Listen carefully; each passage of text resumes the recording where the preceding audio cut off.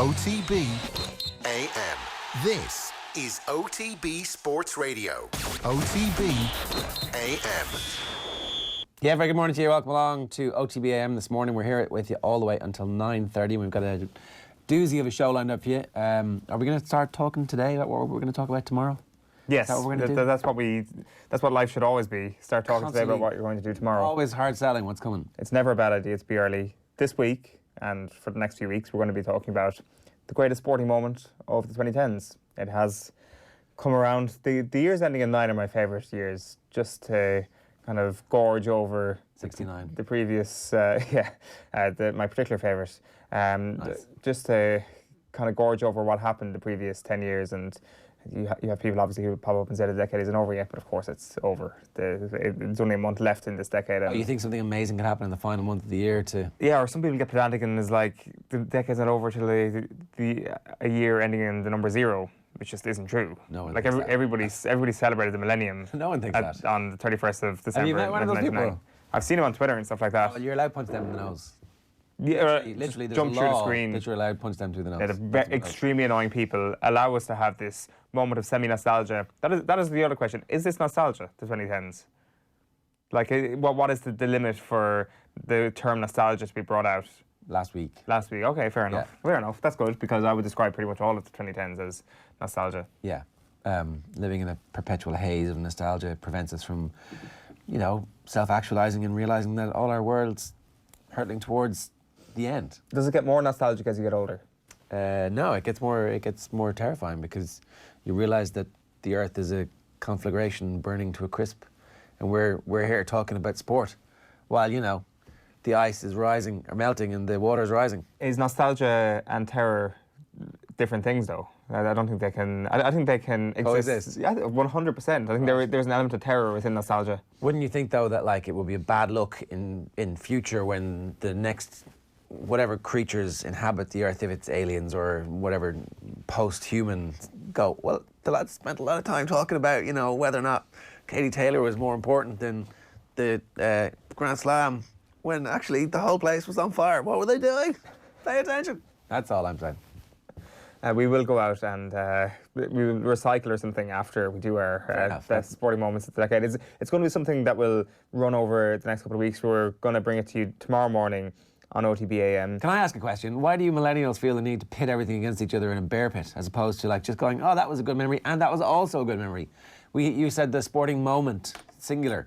So we're gonna have a competition to see which one wins. Exactly, of course we are. Why? World Cup style format, well, a 16-team World Cup.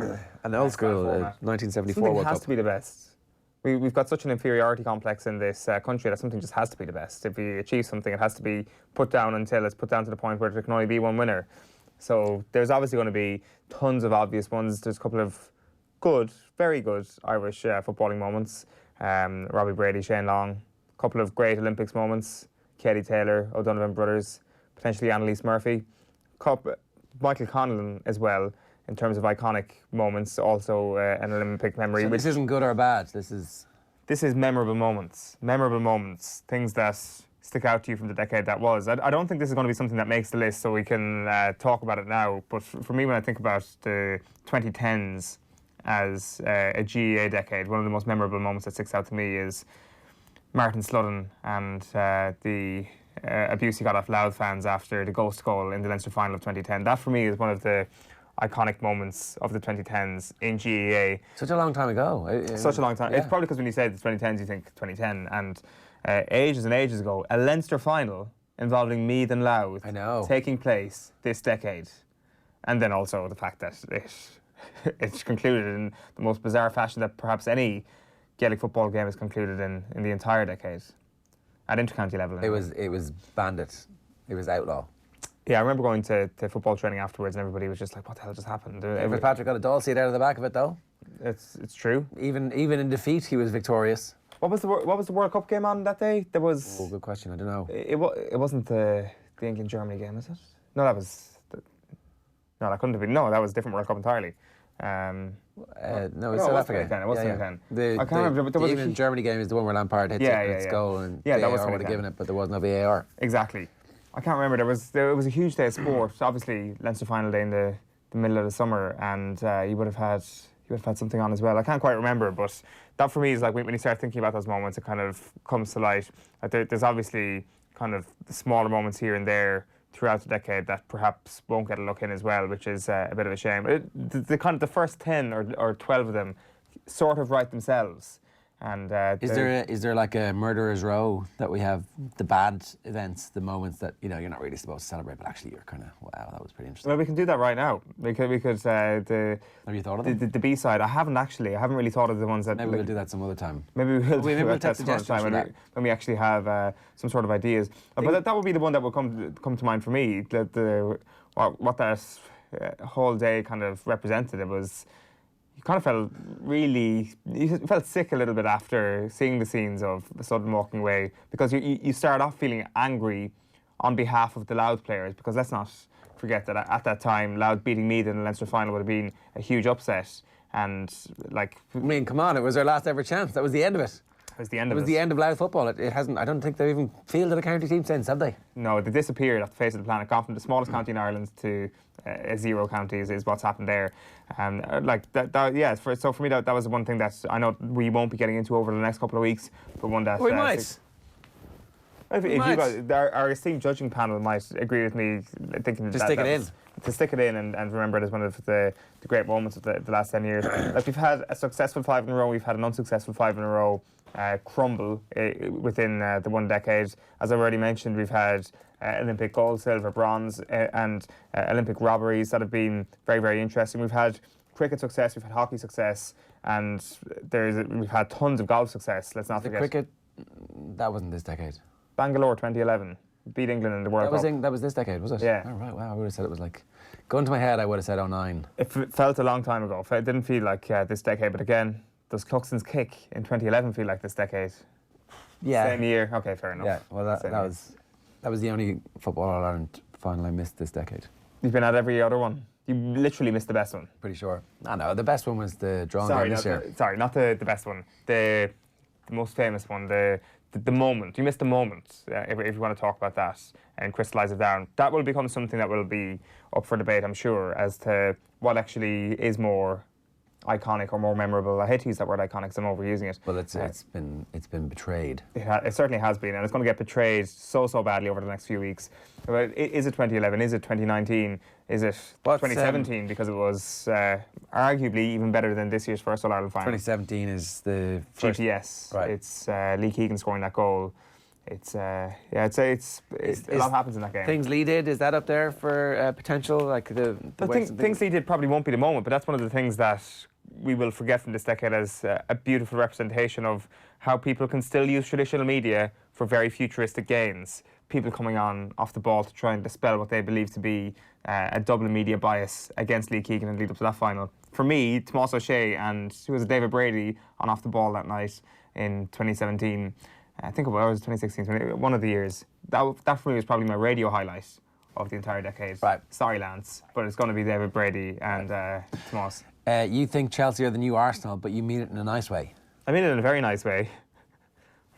Do you really? Is it possible? Not really, I guess. Now you're inflaming 2 fan bases with one sentence. This is peak trolling from you. Go on. First of all, last night was a lot of crack. It was a lot of crack watching Chelsea against Valencia last night. Chelsea are the new Arsenal, not the recent totally shite Arsenal, but the decent yet hilarious team of the early mid-2010s that would always make it to the last 16 of the Champions League, always bottle their rare title bid, and always entertain via slapstick. That was the Arsenal team who would, as you say, get out of the group stages and then get beaten 5-1 by the first good team they ran into. The 5-1 started to develop later on into the decade, to the mid part of the decade. Let's not forget that they were getting to the last 16, 2016? 2017 maybe even. So this lasted for the vast majority of the decade where they would routinely... Arsene Wenger was pretty good. Why did they get rid of him? But to be fair, I did support Wenger until the dying embers, right before his resignation or whatever, he was pushed out or whatever happened. I think it's very similar. I think they're both young teams. I think this Chelsea team probably has a more concrete foundation of hope beneath it than that Arsenal team did. And I know hindsight helps in that respect, that when you looked at the likes of Walcott and Ramsey and Wilshere, you did probably have genuine excitement. Cesc Fabregas, you had genuine excitement, and that really did come to fruition. Ramsey, you could argue, to a certain point as well, but of course Wilshere and Ramsey bombed. I don't think that'll happen with a lot of these Chelsea players, but I think the level of hope is similar. I think the way that they have a soft underbelly at times is similar. Like, we were talking here on Monday morning about Chelsea's performance against Manchester City, and I described the Chelsea midfield as formidable to Kenny Cunningham, and he slapped me right back down and was like, no, you can't go there with that adjective to describe this Chelsea midfield, because that Chelsea midfield, when you look at Jorginho, just doesn't do enough without the ball, and it was just so evident last night. You can often see a high looping ball or a header go from one centre half to an opposition centre half, but there was moments last night when Andreas Christensen would kick the ball along the grass, and there comes an Irish Examiner, and would make its way all the way through to the other end of... He's on his hands and knees there so that he can't be seen giving us the Examiner. Oh, wide shot, yeah, thanks very much. Tommy's ass makes an appearance. Right. What's coming up this morning? We'll come back to that. You're not off the hook for that. Sorry, I got distracted. Champions League coming your way at 8:05. Are Liverpool in trouble? We're going to ask that question with Phil Egan. Give us your thoughts on Liverpool and Chelsea using the hashtag OTBAM. After that, we have Conor O'Shea in studio around about 8:30 talking to us about his decision to step away from Italian rugby. Sonia at 50, and the very latest from the FAI coming your way too. And then Sports News at 9:15. You can tweet us using the hashtag OTBAM this morning. Time for the papers. OTB AM. Right, the Examiner has Sonia at 50 on their cover, Carl Denny, Michael Moynihan and Tommy Martin on the enduring appeal of Ireland's greatest female athlete. And then John Caulfield says investors actively looking at League of Ireland investment. So there is the talk yesterday in the paper that he might be part of the decision, he might be part of the consortium. And certainly the new manager of the consortium looking to take over. Cork City come back. And United front, Emery claims he still has full backing of Arsenal. So either he's delusional or the board are still backing him and they're delusional too. The Mirror this morning is love is not enough. Day on goal saves Klopp as Reds slip up. Did I love it? Frankly, no. Chelsea boss admits Blues got away with draw, and Kenny can make his own call over Keano. So this is Stephen Kenny not being forced to keep Robbie Keane on as part of his Republic of Ireland backroom staff. This was Noel Mooney, who was speaking yesterday. He obviously goes back to his UEFA gig now on Monday, or today, or tomorrow actually, I should say. So he's done, but one of the last things that came out was that Robbie Keane may not be kind of forced to stay around, or Stephen Kenny may not be forced to actually keep him on, depending what way you want to actually look at it. So Keith Andrews and Jim Crawford could link up with Stephen Kenny in the senior role. The Telegraph this morning is Diane Lovren pointing the way, and then also the headline, City owners target global domination. They're looking to buy a club. An 8th club in Mumbai is going to be bought after their investment yesterday, £389 $500 million was the figure for that one. The Herald this morning is down to the wire. Liverpool's Euro hopes hang on Salzburg clash, and injury blow for Young Ireland Ace. This is bad news for Josh Cullen, who suffered a serious ankle injury while in action for Charlton Athletic. He will be ruled out until after the New Year, so ankle ligaments is what he's done in their championship draw with Cardiff City last Saturday, and the continuation of the 50 best dubs of the millennium. Oh yeah, let's go, come on. We're getting to the good stuff now. There is a controversial one in here. Number 20, Kevin McManaman. Number 19, Philly McMahon. Number 18, Mick Fitzsimons. Interesting that they've gone for Fitzsimons over Philly. Yeah. Number 17 is Rory O'Carroll. Even though he stepped away. And then we've got the person that we assume to be the highest up non-All-Ireland winner, which is Kieran Whelan at number 16. Johnny Cooper then at number 15. So you've got your dream full back line from the 21st century so far at 19, 18, 17, 15.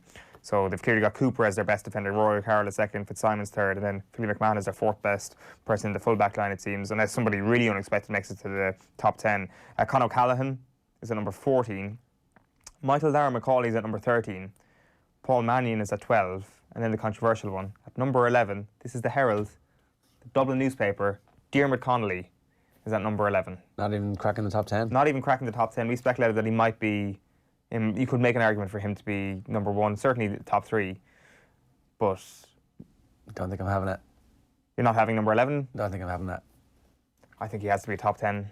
Like, if you're putting Rory O'Carroll in there at number 17, he's obviously got there on the notion that you don't need a lot of time to prove that you are a top-class footballer. And Diarmuid Connolly, like, he's been around for a lot of the decade. Like, it's just the tail end of it that he hasn't been around for. This guy's been around for a long time. Yeah.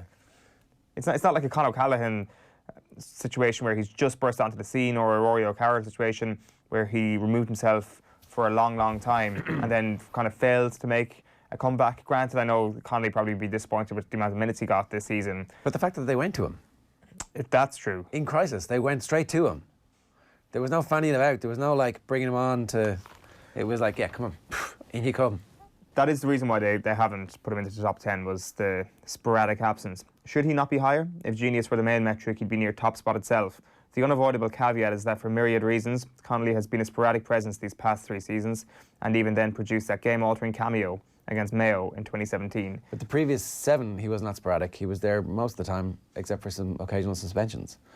And, like, that was the bit where they were asserting themselves as the big dogs. It's easier to come along and maintain.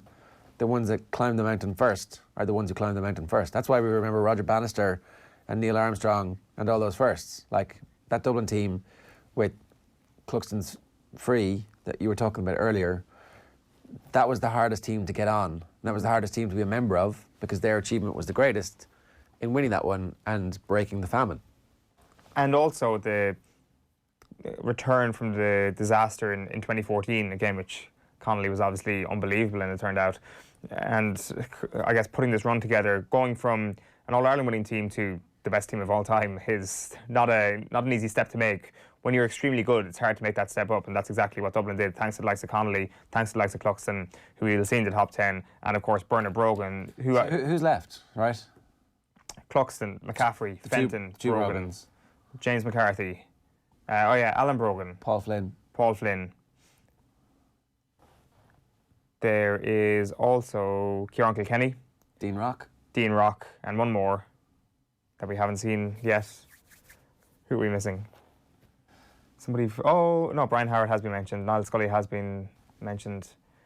Cian O'Sullivan. So that's the 10 tomorrow. That's the 10 tomorrow. We expect. Well, like all of those have to be in it. if any of that 10 got left off, they'll be borrowing the turf on the pitchforks from the Healy Rays, and they'll be marching on Independent House. The Irish Independent this morning. Connacht boost as Aki edges closer, it says, to New Deal. You can't celebrate a contract until it's signed, though, right? So somebody's playing a bit of brinkmanship here. Cian Tracy has this story, and it's interesting that they're talking about it. You know, I believe that with every day it's getting closer. There's certainly a lot of positivity coming out of Bundy around his energy towards Connacht and our energy towards him. Listen, he's been fantastic in his time here. We continue to see the man growing every day. He's got great energy around the group. He's very passionate towards Connacht and everything we're doing. So, look, I hope it gets done because it'd be a real shame if it's not. And maybe, look, that's Andy Friend putting a bit of pressure on Bundy to sign. Come on, Bundy, come on, just do it. Like, let's not have this distraction. Rugby's weird in the way these contracts are all sorted out so early, as opposed to in, the summertime. It'd be an odd story to float now, wouldn't it, if he was actually going to leave? It usually works the other way around, that Bundy Aki is... Obviously, we had that story a couple of weeks ago. Yeah.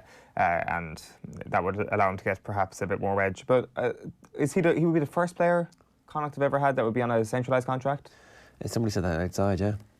That is kind of significant for Connacht, that they have a centralised contracted player, and this idea that they're kind of the fourth rung on the ladder of Irish rugby, that might begin to change if they're starting to get the resources from the top, or at least the RFU are making a commitment to the very best players that we're going to keep them. Yeah, in a weird way they need it more than a team based in the capital who has the ability to generate its own revenue on match day and all that kind of stuff as well. And there's another story there from Donegal Boyle which is interesting. Roscommon Motion leaves fixtures task force facing another hurdle. The work of the Fixtures Review Task Force looks set to face another hurdle before it can be enacted after Roscommon County Board passed a motion calling on the GA's top brass to put its proposals to the clubs of the country. So this motion was brought forward by the Kilmore Club and Club Players Association member Tommy Knoy. So he obviously played a key role in the change to Rule 42, and he says that the CPA's decision, obviously, last week to withdraw from the Fixtures Review Committee because it was a Trojan horse designed to give cover to the GAA, they're going to have to put that to the clubs if this motion is successful. Now, obviously, they'll find a way to I don't know, we don't need to put that to the clubs. They're going to have to find a way to work that out, but it'll be very interesting to see what the response is when the actual document gets published. I don't remember so much anticipation of a document being published before. Well, it's certainly one that has a huge ramification on every aspect of GEA, and Conor is very worried about the impending danger of professionalism in the game. It's something else that he talks about, that he fully believes that the GEA are going that way, that part of the Trojan horse argument is that actually what the GEA want to get into eventually is professionalism, which he would say is detrimental to the club game. I can't see that being, like, why would the GEA be interested in professionalism? More money. But you have to pay people. But would it not create more revenue streams? You have more control over the inter-county At the minute, game. you don't have to give anybody any of that revenue stream. Are you going to double the revenue stream? Well, it'd be interesting to see what role the GPA would have in a professional GAA. That quite often people talk about what is the motive of the GPA? Do they want professionalism for their players? Like, is that actually? But I guess all professional sporting bodies do have a players' union. Does their role change? Does their funding change? I wonder. I don't know. Like, it's true, I suppose. Actually, you do have to fork out more money to allow a professional league. I guess you just have more control over the county players. Do they play club at any point? I don't know. It's I don't think we're anywhere close to that, but it's just something that Conor did say at the end of those quotes. Back page of the London Times this morning is Liverpool waste chance. Holders still not sure of their place in the last 16. Chelsea also have to wait after draw in Spain. And this story here by Martin Ziegler. Amazon rush to fix picture problem before football debut. So Amazon, they're in talks with Britain's leading internet providers amid concerns that the demand to watch Premier League matches next week will cause streaming problems for viewers. So they're showing all 10 Premier League games on Tuesday, Wednesday, Thursday next weekend, or next midweek, I should say. There is also... Amazon? Amazon. Yeah. The Times has spoken to some Amazon employees who fear that the platform underestimated the technical and production requirements required and said that there has been feverish last-minute work to rectify the situation. I'm sure it's going to be fine, right? Amazon have plenty of money.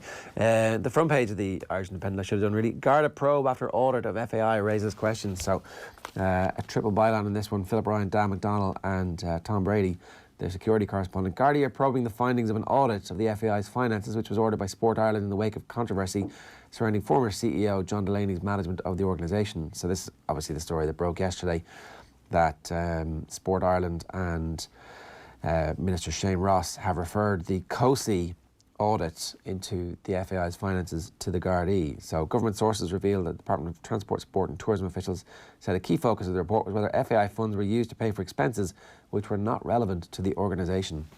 Obviously this is something that we can't speculate about until the details emerge, because you don't want to prejudice anything that might be coming down the line. But certainly Fergus O'Dowd was on offtheball.com last night saying that he thought that the FAI were going to find themselves in serious bother. So it's going to be very interesting to see what happens here. The report also looked at concerns about whether funds were paid to individuals who may not have been entitled to the money. This COSI report is very important in terms of one of the things that needs to happen is a new board needs to be instigated. At the minute, there are still 2 old members of the board who are on. Shane Ross says until those 2 old members who are a hangover from the previous generation, until they're gone, he won't be interested in restoring government funding to the FAI. And the COSI report was going to be published, and then the independent directors were going to get a look at it to see exactly what they're getting involved in. And so we're kind of in this weird impasse now where this has been referred to the Gardaí. That could take ages. That could take years. 6 months. It could take 12 months. It could take multiple years. So the FAI are in a spot of bother, all right. Noel Mooney's all over the papers today. Yeah, he's all over the newspapers. The situation with Fergus O'Dowd, like quite often what you have with these situations is a lot of leaks. It seems to be fairly watertight so far. Like, obviously there's kind of loose talk about the possible implications of something going towards the Guards, which is fairly obvious. You read out O'Dowd's quotes there. But this is watertight. There hasn't been a whole pile of information as to what actually is in this report or how severe this report is actually going to be, and when we're actually going to find out what the hell is in this thing, because, as you say, it could take a long time. Like, Mooney was in front of the microphones again yesterday. I presume his last media commitment after his secondment from UEFA. And one of those lines is about Stephen Kenny and his potential backroom team as Republic of Ireland senior manager. That is carried on the back of the Irish Daily Mail. Kenny to reign, successor to McCarthy, will rule long term. Stephen Kenny is set to rule long-term Republic of Ireland manager when he succeeds McCarthy next summer. But there are no guarantees that current Irish assistant coach Robbie Keane, whose FAI contract runs for the duration of the 2022 World Cup, will be part of his backroom staff. So that'll be interesting to see what happens. That's fair enough. Like, Robbie shouldn't be inflicted on him unless he wants him, right? He shouldn't have to take anybody. Stephen Kenny should have total control over who's in his backroom team. Yeah. There should be no wiggle room around that. And he doesn't need to be an asshole about it. He can just say, listen, Robbie, Keith Andrews did a really good job at me. Crawford did a really good job at me over the last couple of months. I get on really well with these guys. There might maybe an avenue in the future. You talk to the FAI, you go get your new role, but I want to keep proceeding with these guys for the foreseeable future. Are they positioning Robbie then to get the under-21 gig? Is that really what that is? That's some suggestion about that, yeah. That was mentioned in the newspaper, was it yesterday morning or the morning before? That's going to be open, and if Stephen Kenny takes all his management with him, there's going to be a raft of positions open. But you'd suspect that Robbie Keane perhaps wouldn't settle for anything other than the top gig within the under-21s. Yeah. So there's loads more of the FAI story in the papers today. It's on the front cover of The Sun as well. FAI money report sent straight to fraud cops.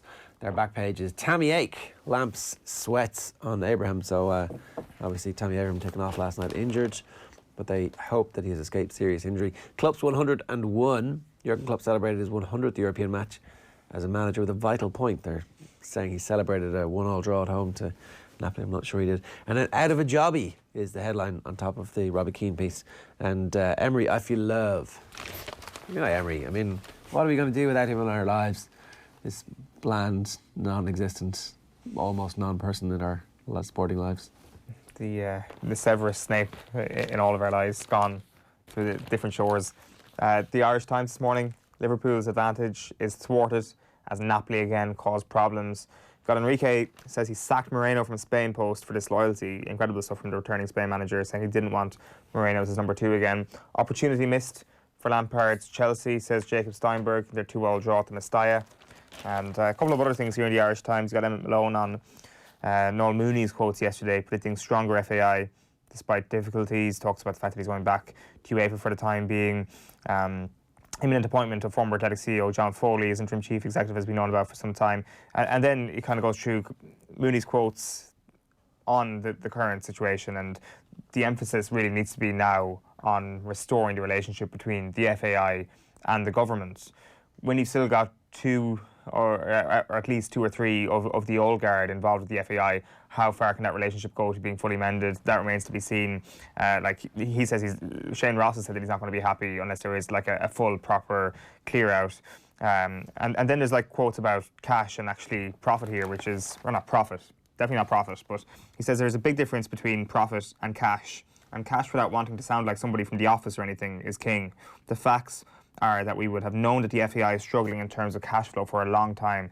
That was no secret, says Mooney. And then he makes like this valid point, which everybody kind of knows, but it's worth reminding that things would be helped hugely if Ireland's qualified for the Euros next year, because it'll be worth €5 million to the organisation based on the minimum €9.25 million that the association would get from being involved, plus various sponsorship and bonuses, less the cut the players would get and expenses. So no pressure to everybody involved in Nick McCarthy's setup in these back-to-back playoffs. Well, hopefully 2 playoffs next summer or next March. But the future of the FAI is resting on your shoulders. You've got to bring in some cash for this kind of paralysed organisation that doesn't have a whole pile of cash flow at the moment. So it's not exactly the most happy reading when you think about the prospects here, especially if we don't qualify for this Euros next year. OK, we did mention Fergus O'Dowd was talking to us on offtheball.com last night.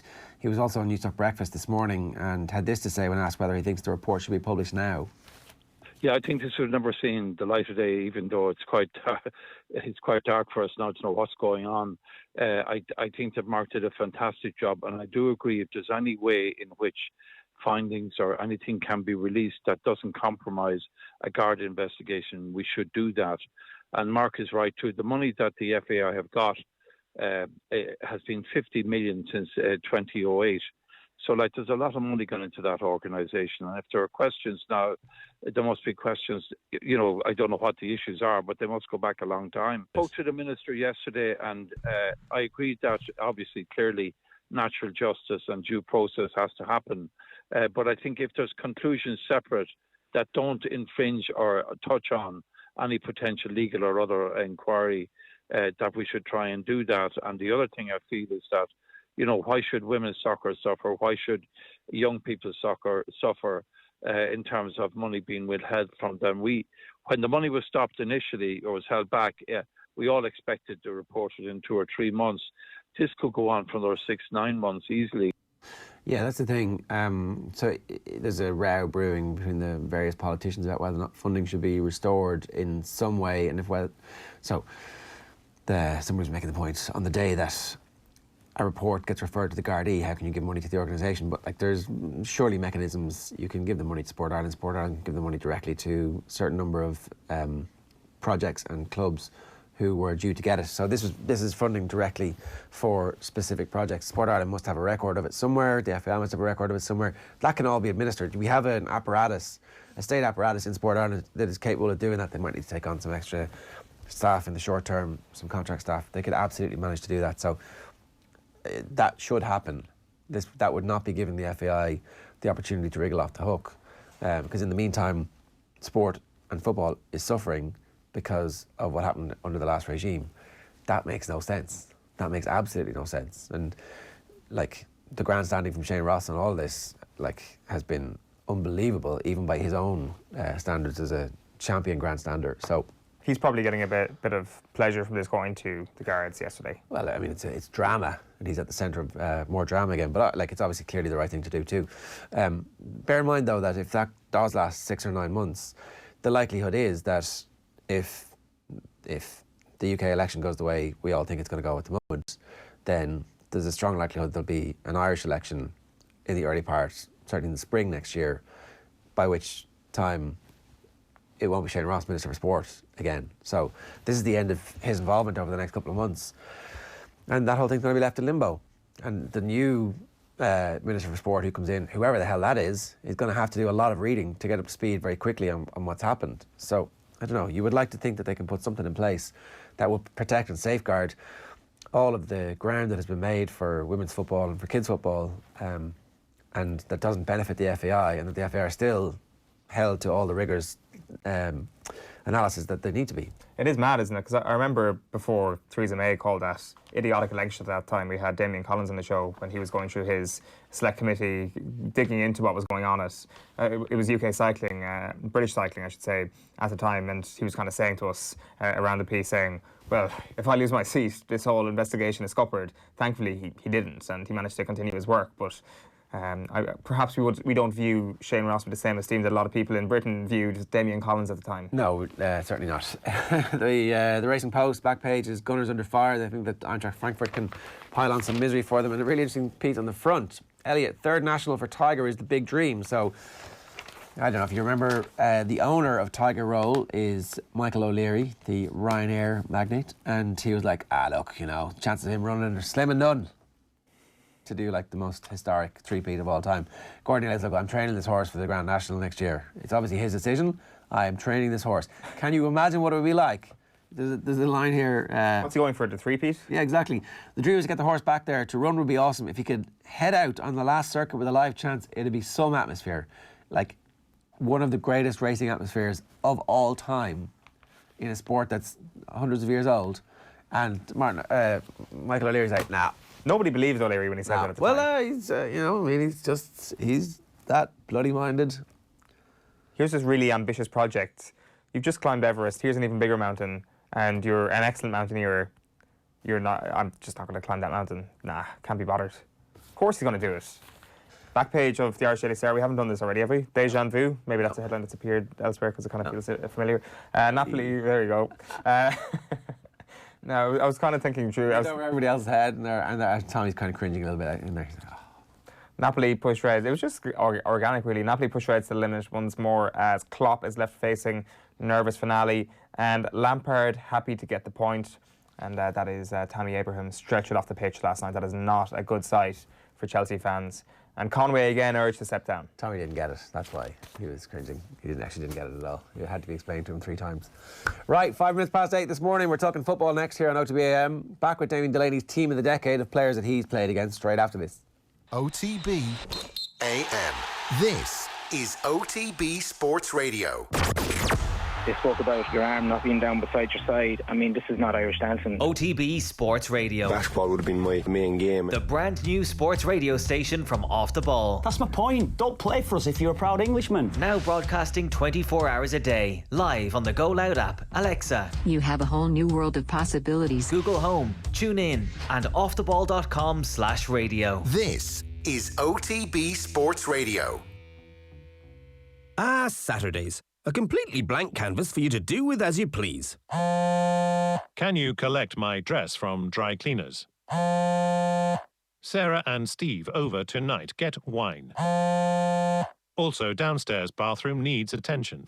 They fill up fast Saturdays. But make sure you fill your boots with Paddy Power's Saturday Power Price, a super enhancement on a specific football treble every Saturday. Paddy Power sponsors the football show on Off the Ball. T's and C's apply. 18+ on Louis.net. OTB AM. Centre midfield player that probably no one's going to agree with, but I always thought was fantastic, was Dembele. Get out. Honestly. I did. I just thought even at Fulham he was brilliant. And when he went to Tottenham, I mean, I've never seen a guy be able to take the ball and just not care about he could run with the ball with you on his back, and I did see him do that a few times. He was just, and I think he's the type of player Spurs are missing now. Not only was he very strong, but he was a fantastic passer of the ball as well, and he was quick and he was aggressive, and I think if Spurs could have him back now, that type of midfield player, I think Jose would be delighted with him. But there's a guy who could take the ball anywhere in any situation. This is the kind of one of the real upsides of getting people who've shared a pitch with these players to do this, because I do remember watching Soccer AM like a couple of years ago, and they asked Harry Kane the teammates thing, and I think they said best player, and he said Dembele, and Tubes, one of the presenters in Soccer AM, said back to him, every Spurs player says to us Dembele. Yeah. But I guarantee you, if you ask a person in the street, they're not going with Dembele in the same way. I was just in awe of him. I mean, there's a guy who he could go to centre back, take the ball, and just not care because he was so strong, and then he could travel with the ball and hold somebody off while he's travelling 40 yards with the ball, and then pick a pass as well. So I also thought he was an absolute handful, and he was a unit as well. He was a big man. The other one I got was Kante. I think that his no-brainer. I mean, his breakout year at Leicester, I remember when we first played against him, everyone in the change room was going, we played at Leicester in the first game, and it was the first, when we heard about him and saw a little bit of him, we thought, but until everyone came in the change room afterwards, at the stadium, the Walker Stadium, whatever it's called, and everyone was just like, oh my God, has anyone seen anything like that in their whole life before? Yeah, that's great to hear the inside of the change room from Damien Delaney. Great stuff from him. More good stuff coming from him a little bit later on that we play from last night when he was talking with Joe. Now Phil Egan's going to pop into studio next here on OTBAM. It's 8 minutes past 8. We're talking Chelsea draw at Valencia, Liverpool 1-1 Napoli, and both games obviously live on Virgin Media Sport last night.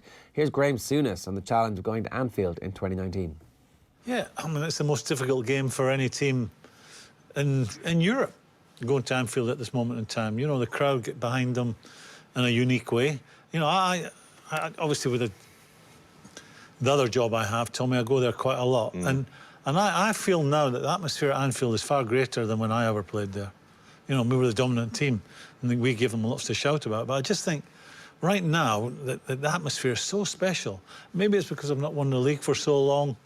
You know, does he deserve credit for that? Because remember when he came in first, he wanted the fans to get onside. No. They've always been onside. They didn't need him to encourage them to get onside. They've always been onside. I just feel that the crowd feel this is a special team they're watching. They play a brand of football that gets you on the edge of your seat, that you want to get excited when you go there. You do get excited when you go there.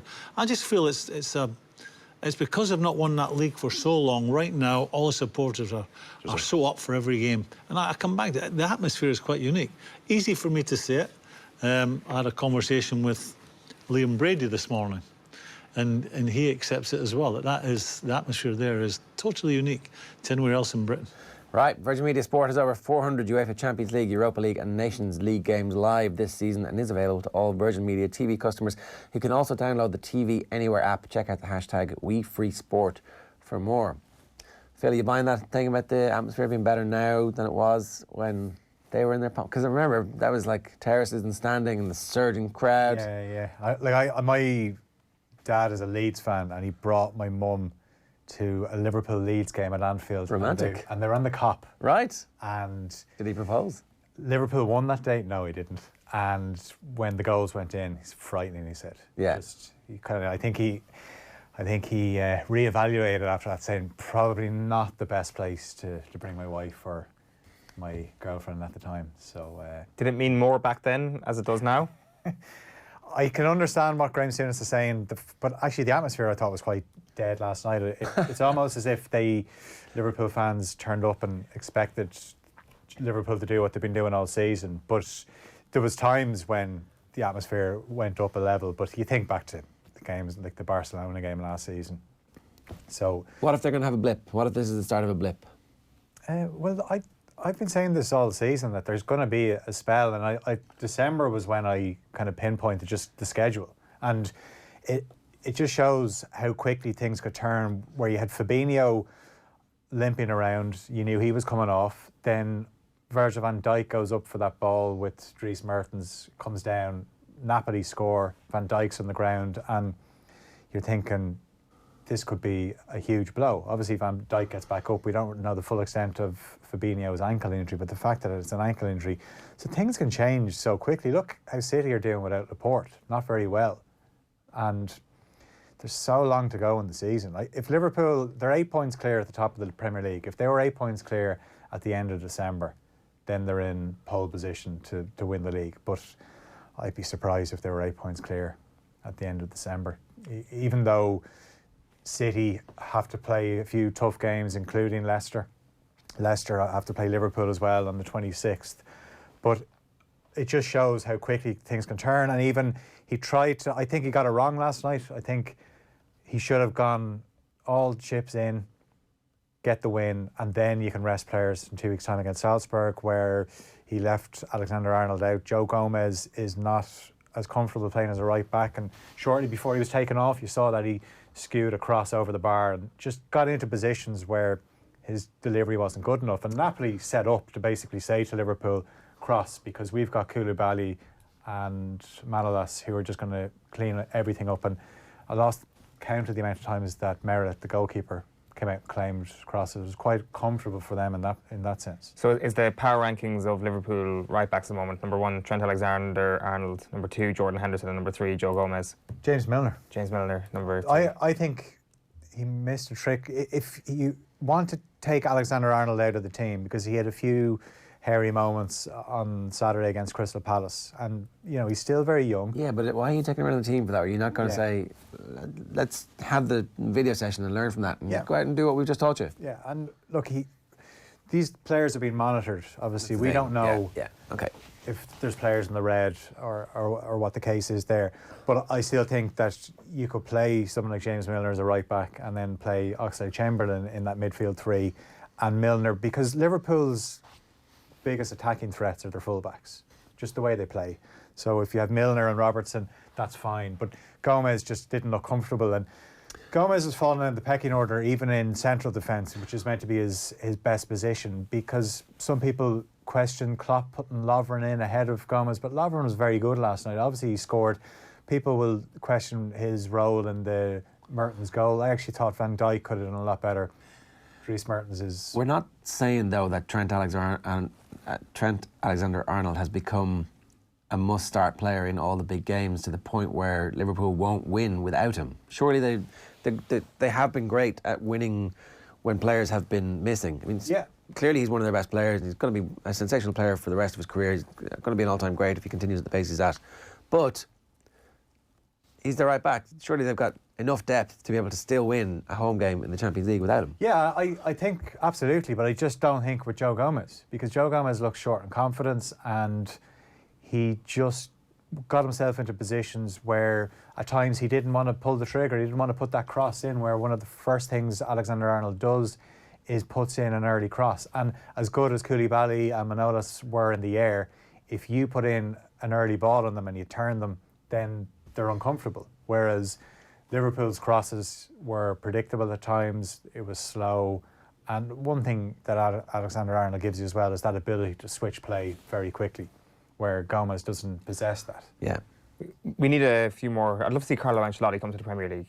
I'd love to just see him take that template that Napoli do and kind of install it in the Premier League. I think Liverpool would encounter a lot more problems domestically. I think basically we need more, maybe like an Antonio Conte, Jurgen Klopp matchup, Ancelotti Klopp matchup. They're the ones that really test Klopp. This is obviously, I don't want to like overstate things, but given Liverpool's success in recent seasons, Napoli have been as close to the kryptonite that they've had, and they've caused them huge amounts of trouble. And like I think that kind of comes down to what it was yesterday. It's not just the absence of Trent Alexander-Arnold or being fully fit or whatever it may be at right back. It's actually what Napoli managed to do in terms of shutting them down. You can look at all the statistics and say Liverpool were the better team. But yet again, what is it, 4 times in 2-3 seasons they've played each other now? And each one of those times, Napoli seemed to come out of the game with a lot of credit. Yeah, Napoli are the only team to beat Liverpool this season. I just think it was a frustrating night for Liverpool. You kind of expected, given what was at stake, that they'd come out of the blocks quickly. They didn't. And little things just set them back where, you know, they wanted to get on with quick free kicks. The referee was, no, ball's moving, bring it back. And just every time the play stuttered, then it just meant more frustration for Klopp. Klopp got booked towards the end of the first half because he was just getting so annoyed with the referee pulling everything up. So that just wound the crowd up, and Liverpool just weren't on it. And like the Fabinho injury, then like Salah was quite poor. You know, he's only just come back from an ankle injury, he just wasn't sharp.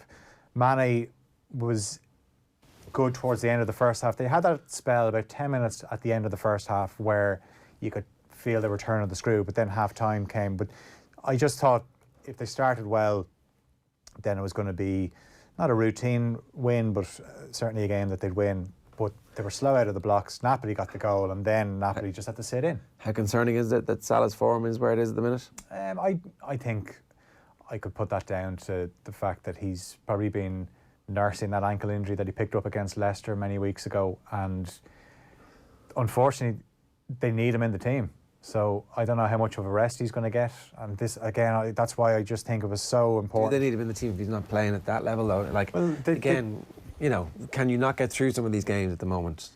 They could get through certain games. I think last night was a game where they needed him. They didn't obviously use him against Palace. Incidentally, he was all stripped and ready to come on before Firmino scored, and then when Firmino scored, he sat back down. But they tried Oxlade-Chamberlain on the right-hand side against Palace. At one stage, he played on the left, and Mane moved out onto the right. I don't like that.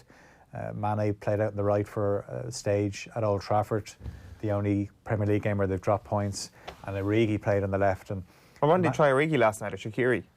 Well, Shaqiri's only coming back. He's not going to be match fit.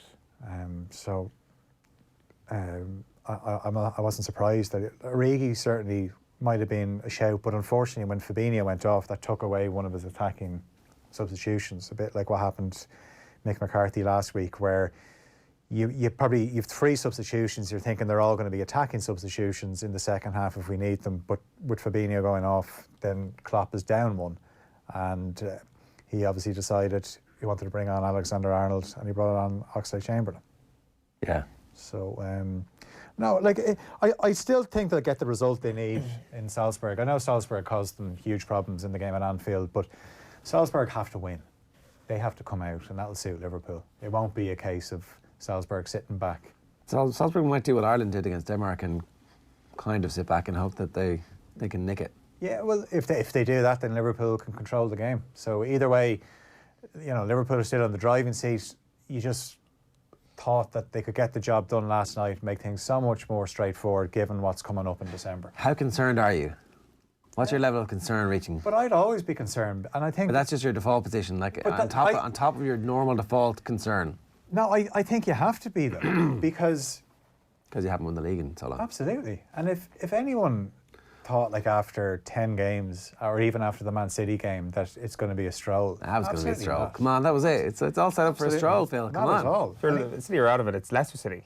Yeah, that's it. I'd be worried about it. I mean, Brendan Rodgers standing over the bloody corpse. Thing is, even do not let this slip. But even looking at this weekend and the setup, City are on first. So City play at 12:30 against Newcastle. So say they win that, they're only 6 behind Liverpool. Liverpool are actually playing Brighton, which is probably a good game for the new Brighton 2.0, where Graham Potter likes to play football. So that Signed might up to like 2050. Yeah, that might actually suit Liverpool, because I watched them against United a few weeks ago, and they were perfect opponents for United at Old Trafford. So it's not a bad one. But then they've the Merseyside derby next week. That's almost like exactly a year on from the Pickford, Hames and Origi goal that sent Liverpool on that incredible run last season. Yeah, and spiralled Everton into a dip where which they haven't recovered from. They haven't really recovered from. They finished the season well, but Marco Silva, like, you don't. I mentioned the Merseyside derby next week. You don't even know if he's going to be in charge for that game. David Moyes comes back, starts Liverpool's slide on their decline towards a bottle job in the Premier League. What a story that would be. And if Moyes slips on in to lift the big ears in the Premier League trophy.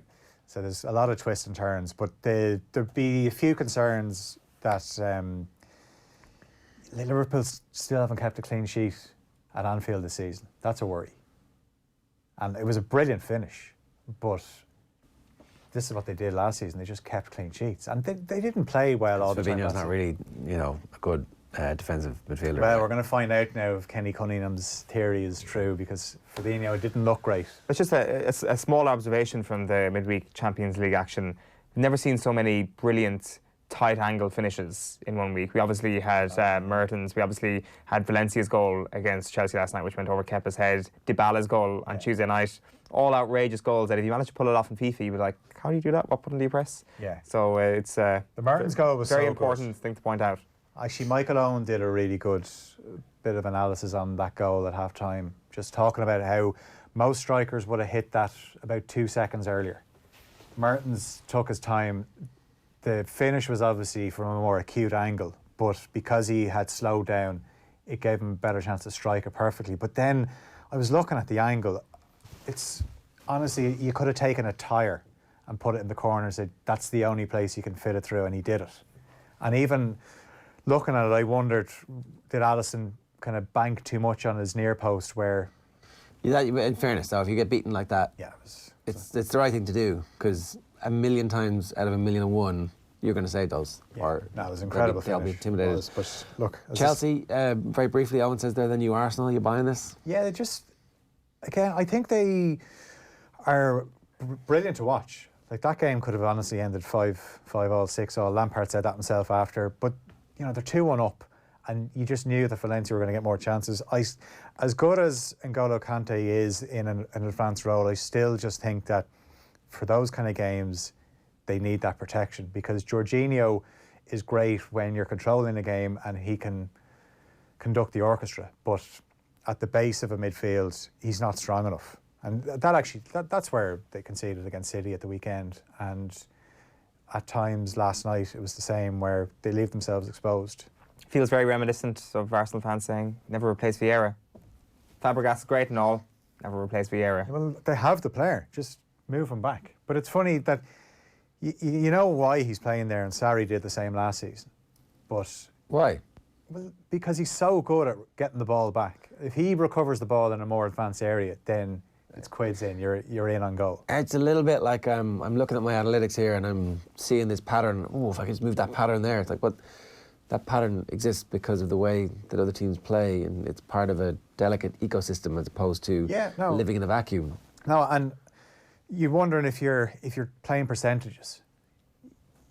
The case would probably suggest that you'd probably be better off playing them in a deeper role. I get that, but what happened to controlling games and you being the aggressor? Like, I see what they're trying to do, and I understand exactly that they would make that case. Well, this is us trying to be the aggressor, but can Kante do better in his current role? It's like without the ball. It's been a long time now, hasn't it? Like there has to be some question marks on N'Golo Kante himself, rather than where the manager is playing him. The way I saw it yesterday was like it was just a completely invisible midfield at times. Granted, it was on both sides. They just, like as I was saying at the top of the show, there was one ball clear by Christensen right along the grass, complete daisy cutter, and it makes its way right the way through into the opposition centre half, straight through the midfield. The midfield didn't exist at times last night. It doesn't matter where you're positioned in the midfield, you should surely be able to affect play at some place. I completely accept that Kante is better in a deeper role, but he should be better without the ball in an advanced role. But his best play is without the ball. And obviously, if he is protecting the midfield, so when you think of the Leicester team that won, basically it was a 4-4-2, him and Danny Drinkwater, and he was like having an extra midfielder because he covered so much ground, and they sat in. But if the game gets stretched and he's obviously further forward, and at times he was up as a right winger against City. You know, he was even more advanced than Tammy Abraham. And that's great if you're trying to press, but if then someone plays through your press, it's not much good having your best tackler so far up in the midfield. No, you got to be able to manage that. And look, maybe as they work it out, it's going to be interesting to watch. Phil, good stuff. Thanks very much. Thanks, guys. Now, Damien Delaney had some interesting comments last night. Fast becoming our favourite pundit around these parts. Always very interesting. This week, he's been talking about football's lack of openly gay players. Have a look. So I think that if there is, again, I don't want to, but I'm going to talk from my experience. I think if there is a player that's kind of wanting to come out publicly as a footballer, I'm gay, has he come out in his own life? Has he told his family? Is he, okay with his private life first? Because he'd obviously have to do that first before he'd come out. So I don't know, if there are players out there. I certainly didn't know of any. Had my suspicions over the years, but like I don't know of any player that was openly gay with teammates, but obviously didn't want to come public or anything like that. But it's a difficult one. It's going to happen, of course it is, and I think that there'd be so much goodwill and support. Yeah, I think they genuinely would. That the people that would make his life difficult would be drowned out in the minority. They really would. They would just be cast aside, and I certainly would make sure that if I was in the changing room and that happened, I would certainly make sure that if a player tried to make someone's life difficult, I would go out of my way to make sure that player was ostracised. I do know of one player that has said it. I would never say it, but I do know one player that said that he wouldn't be comfortable. Wouldn't interact with the player because he just, but like it's just. I believe that there would be a big issue with that. There's a lot of very religious players in football. Fans are obviously another bit. They sing an awful lot of songs, and I just think that a lot of people probably just don't want to have to go through it. But someone's going to do it eventually, and someone has to be the one to do it. I think the football players, the vast majority of them, will be okay with it. I think they would never disrespect them. They would just say, okay, that's what you do. Then I don't want to be, part of that, or I don't want to interact with you. But you're still my teammate, and I'll treat you as a teammate. But we won't be friends. I think there will be that type of a mentality from certain players. A small minority or a size? A very small minority. Very small, okay. Well, you can't let idiots like that. Okay, but I think everyone would always respect you as a teammate, right? If you're a good player and you're helping the team, they'd respect you that we're colleagues. But you know what? Away from football, you and me probably won't have a relationship. I think that is still there. I think that is a possibility. Yeah, definitely. I really do. In fact, I know it is. Right. But I think the other side of it then is I think the media would be great. I think with the player, if a player did come out, I think the media, with the way it's gone now with society, I think they wouldn't have an issue there. Everyone would be very, very kind of sympathetic, but have accepting. Accepting of it.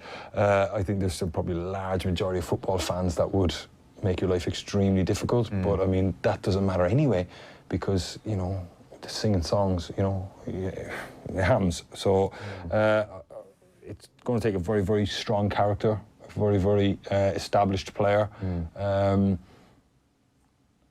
I think it needs to happen as well, by the way. It's a bit mad that it hasn't happened. I wonder, is actually that the way it's being framed at the moment, not really what's going to happen, but just that's an academy player, because now generations are completely different, and a lot more 16, 17-year-olds who are gay are coming out at 16 and 17, and they're just out as an academy player, and then they become a good player, and it's not that big a deal. Is that not what actually happens here, as opposed to there being some kind of bombshell where, somebody, and the point that Damien's making there is like not really anybody's business, so not somebody's business. And they don't feel the need to have to, or they don't want to deal with what they feel like might be the public-facing aspect of it.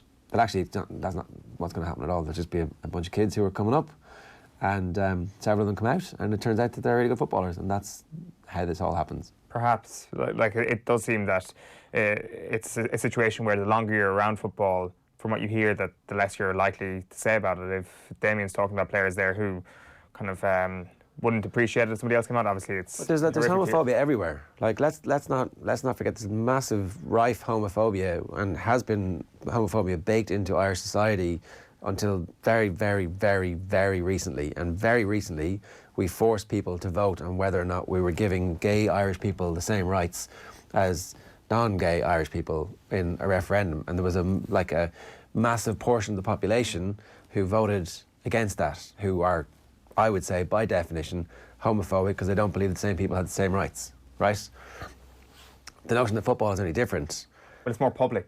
But I don't think it's any different in terms of like the people there are no different. You're going to have the same 27% of people, or whatever the population was, who are homophobic in football as are in everyday life. Are the people in the stands an accurate representation of society, though? Especially the mob mentality that you hear. I'd say they're probably exactly a proper cross-reference. So the mob mentality, there'll be some people who chant, and then everybody else will be going, "Shut up," which I think we need to start trusting football fans a little bit more. Like, even in the wake of all the racism we've seen over the last few years, and it seems to be an increasing issue when it comes to bigoted football fans, not on these shores even, but is that any different though from what you're seeing in everyday life? Like, in the UK, it has been profitable for a bunch of politicians to incite racial hatred.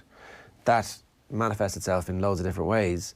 And you're seeing some people being more comfortable expressing their racism and their hatred in a stadium.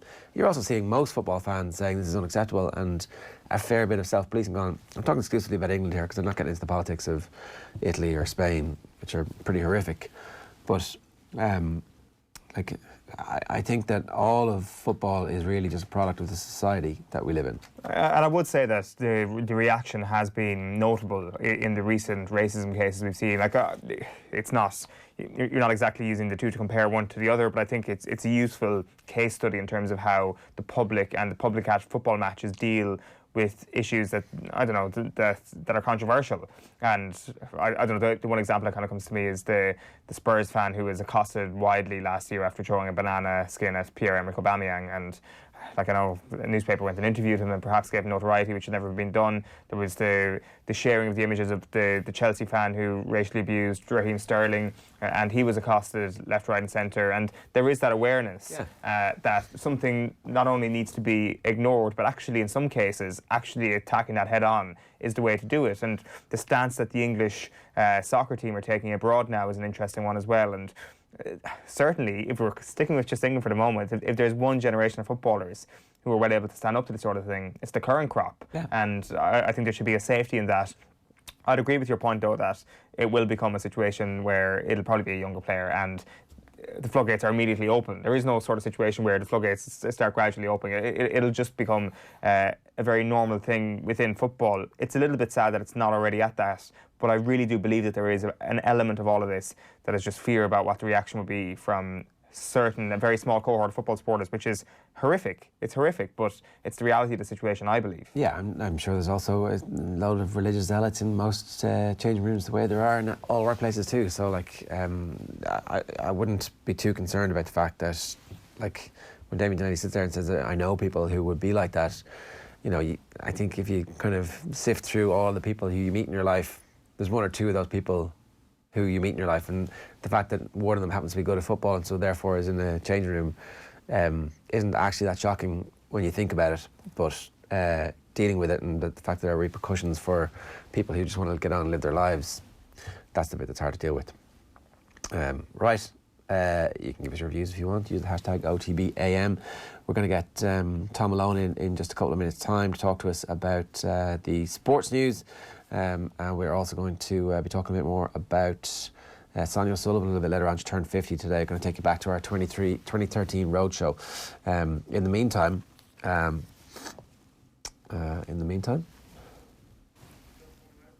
yeah. Oh, we are talking Sonia now. We're a couple of pieces in the newspaper today. The Examiner, as you'd imagine, have good extensive coverage of it. Driven by an internal flame, Sonia got it all out of herself is the headline on Tommy Martin's piece, which kind of sticks out to me. And there are so many different elements of Sonia's character that you could take and that you can kind of analyse. And I think really it's just kind of the contrast you see in her personality. And I think, like, Tommy's a really good writer. Like, he puts it with regards to describing Sonia's characters, that she was a shy but playful, strong yet vulnerable, the girl from Cove, but also the globe-trotting superstar, thoughtful and deep, yet straight and common sense.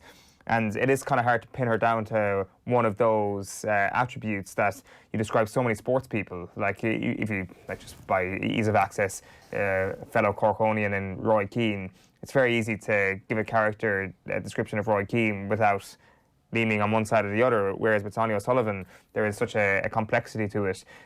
Tommy talks as well about the way she kind of dealt with perhaps the Chinese in Stuttgart, wasn't it, in the World Championships in the 90s, and the allegations that came out about them and their disappearance off the face of the earth, and how she's had to rail against that sort of stuff all throughout her career, and the dignity that she's shown. And then really it kind of comes back to Sydney and the iconic moment, and everybody knows where they were. Like, as we said at the top of the show, we're going to get into iconic moments of this decade tomorrow morning on this show. But if you went back to the last decade, I think Sydney and Sonia and where you were sitting watching that moment is something that nobody forgets, regardless of what age you were. All right, more from Sonia a little bit after 9 o'clock in this morning's OTB Gold. We're going to take a quick break. Tom Malone's in with sports news next.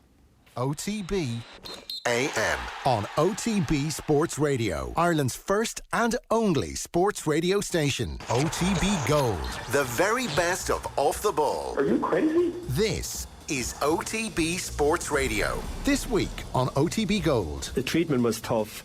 You were given every encouragement and every chance to survive it. The art of beating people is obviously you've got to have the trick, we know that, and it's got to work. Are you out of your mind? Are you crazy? I start to have no control over my own mind. I went one stage 12 days without sleeping. Cultural and personal memory and involvement with these murders and with this violence. OTB Gold, the very best of off the ball. Weekdays from 1 p.m. and 6 p.m. This is OTB Sports Radio. OTB AM.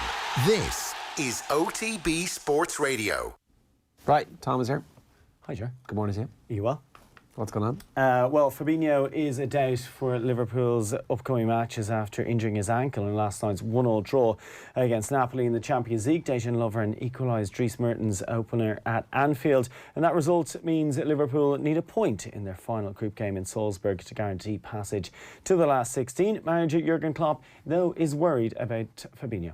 I don't know. He has pain, so that's not good. So, and he couldn't obviously continue, and he's a really hard one. Couldn't continue. So, yeah, I don't want to say that what I expect, because I hope in a moment that it's not that serious. But we know more maybe tomorrow. Chelsea will qualify for the knockout stages if they get the better of Lille in their final group game. Frank Lampard's men drew 2-2 away to Valencia. Lampard says he hopes that Tammy Abraham's injury isn't as bad as first feared. Abraham, of course, the league's second top scorer, and losing him will be a huge blow for the side.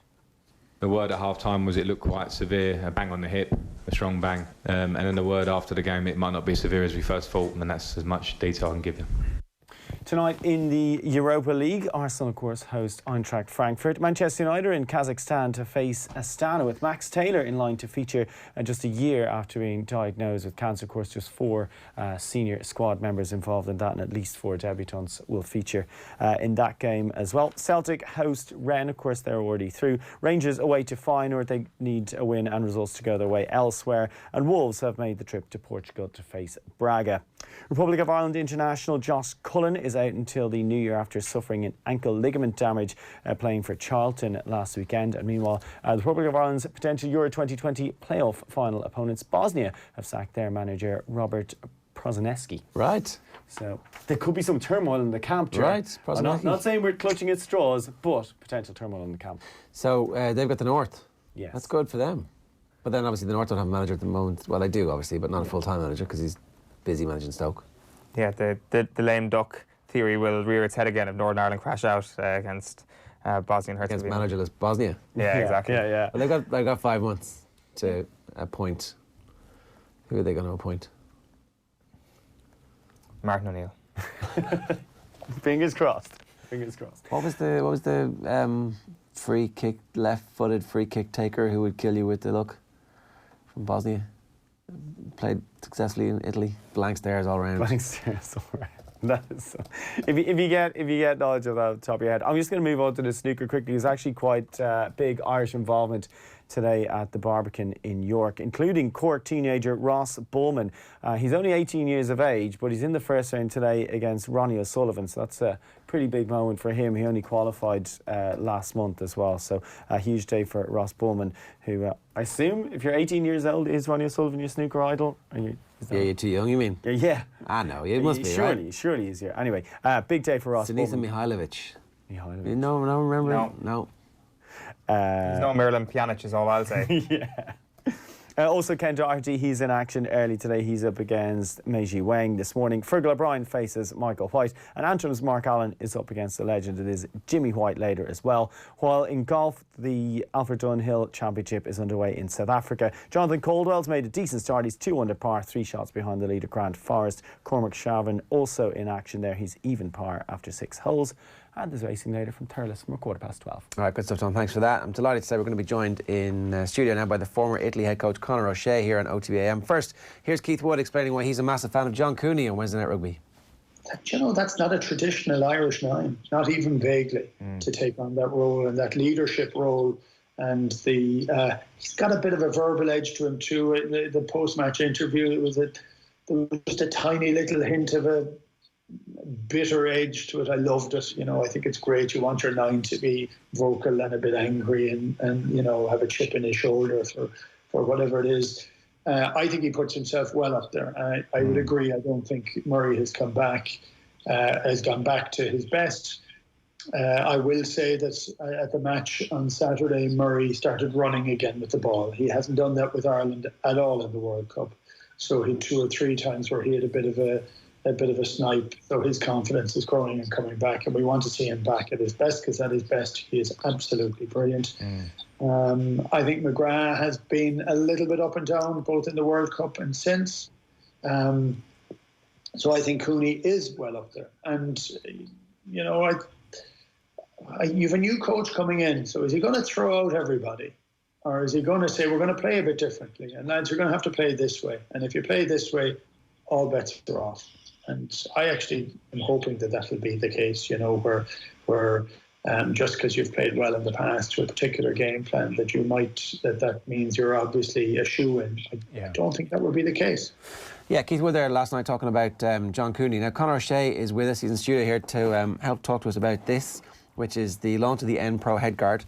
N-Pro's rugby headguard reduces impact force to the head by up to 75% versus traditional headguards. How are you? Very well, thank you very much. This is important.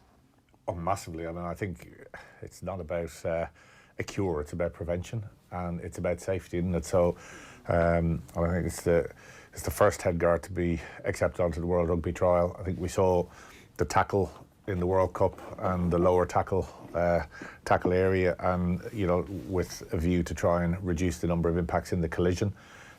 So it's all part of a bigger picture to make the game safer. So it's very, very important. And it's an Irish couple who've invented it. Yeah, Mark and Sandra down smart Galway. Listen, they're the people with the technology and the ability to pull together I think traditionally headguards were taken more as they thought it was protected, but it actually is more for cuts and abrasions and things like that. It was doing nothing. This, hopefully now as part of a trial, will all be part of something through World Rugby that we can make the game safer. And it's not just about the top end. I actually think the top end of the game is pretty well looked after, because there's so much focus on people. It's the whole way through the game. Briefly on the tackle, in Joe Schmidt's book, he was concerned about there's a law of unintended consequences. Bundy Aki gets a red card in the first 5 minutes of the next game. The 2 centres both go low at the same time. Ordinarily, one would have gone high, one would have gone low. They clash heads. Essentially, they're not the same player for the rest of the game. Is that cause and effect, or is that... It's difficult because it came in at a time, and I wrestled with this in my head the whole way through it. Had lots of conversations with Joe as well over the summer. Like a lot of coaches, we're talking to each other as we looked in this focus. And the more I reflected, I suppose, after the event, I was thinking, like trying to discipline a child, even though it was difficult for people within the tournament, and there may have been some love, unintended consequence, etc., to actually show the greater game, and it didn't have a massive impact in the end on the tournament, but it actually demonstrated the whole game, because we live and you live at the elite level, but you have to actually show and demonstrate the whole way down. I go to so many mini rugby games and weekends, and you go and you see some of the behaviours there in the tackle, and the best way to show everybody is the top end are doing it, we're all doing it. And it wasn't perfect, we all know that, and there were certainly the consistency of decisions through the head tackles, the tackles that made contact with the head, were things that we all talked about the whole time, but overall it didn't make an impact at the end of the tournament, and hopefully taught a few good lessons. Okay, so that's the hard part is over now. You hope that the implementation comes in. It's like the tip tackle a couple of years ago. Everybody gave out about it. Don't mention the tip tackle. we lost the player in the red card on that for no. And it is. It's like anything. I'd say it's the same. I get irritated because I'd like the referees to be stronger in terms of the offside lines and things like that, because if they actually disciplined the offside line and didn't get bored of refereeing, then we wouldn't be talking about a lot of things. So I think it could be across the board, just a little bit harsher in the way in the short term, and then it'll change behaviour. Yeah, okay. Talk to us about what's next for you, because obviously you've reached the elite level in terms of coaching at international level. Is that where you would like to spend the rest of your coaching career, involved in the international game, or do you want to go back to the day-to-day involved in the club? I'll see over the next little while what the next step will be. Because you have been linked with the RFU in some kind of role there. Yeah, and we'll see. I mean, I think I felt straight after the World Cup it was the right time. I probably talked last June to the Italian Federation, and we're talking about the next 4-year cycle, and I knew I couldn't commit to the next 4 years mentally in Italy. Loved every second of what I did, but said that I wasn't going to go for that next 4 years, and post World Cup just feels and felt like the right time for a new voice, rather than a 3-month Six Nations where everyone's just looking at you going, well, you're gone and he's coming in and this is going on, and it's a waste of everybody's time. It felt it would be a waste of so much good work we've done, and I know it's a long journey, but even our own World Cup finished difficult with the New Zealand game being off, but we scored more tries and more points than any Italian team that's gone to a World Cup. So there's a good young group when you look at people like Pelledri and Stein and Seb Negri, Tommy Allen's coming into his prime, Matteo Manozzi, and there's some good young players behind. But and that excites me. It excites me what's been done in terms of building the initial steps in the Italian journey, so to speak. But why waste 3 months? And that's why I said, you're just going to have not a lame duck, but you're going to have some of the people looking and said, are you invested in this for the next? And my family gave a huge amount to the last 4 years, but I felt it was the right time, so I just made the decision that, yes, there are other opportunities on the way, but was I going to wait until after the Six Nations? Unfair on a lot of people. It's definitely the coaching side of the end, because you've a long track record of being involved in administration and in different sports as well. But is rugby coaching now the thing that Conor O'Shea wants to do? No, rugby, sport, is my passion, and so that's why what I do isn't a job. Never has been.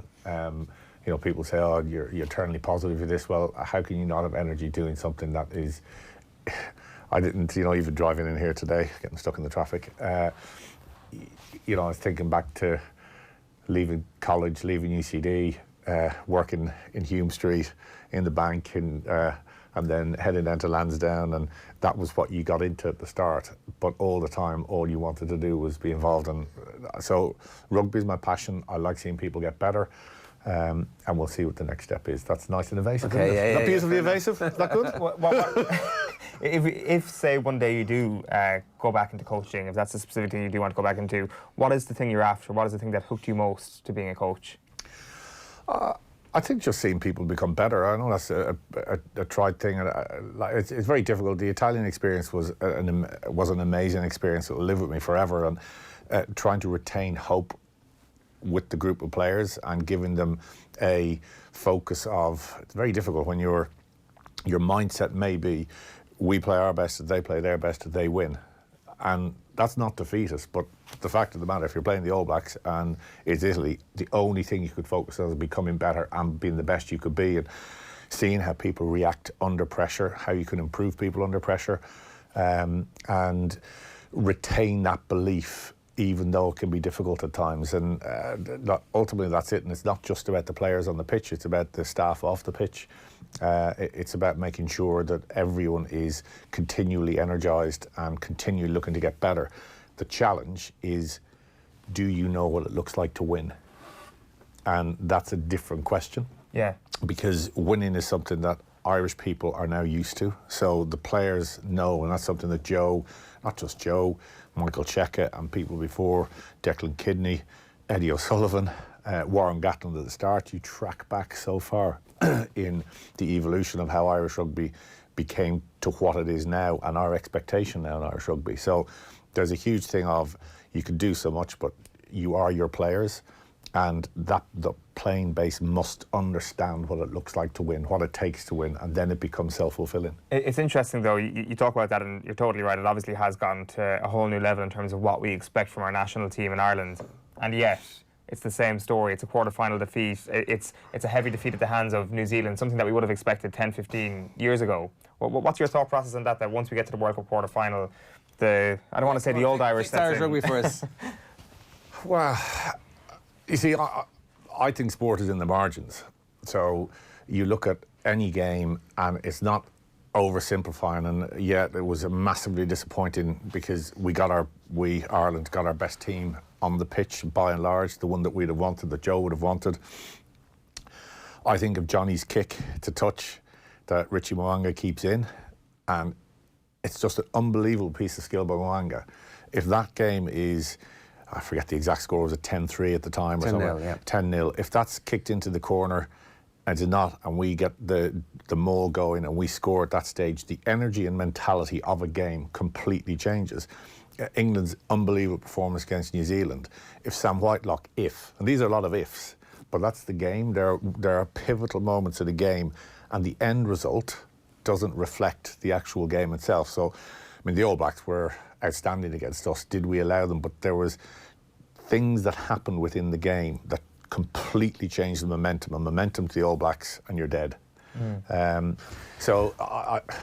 Did Ireland perform at the World Cup to the levels? No, of course they didn't. But it can change. Did South Africa?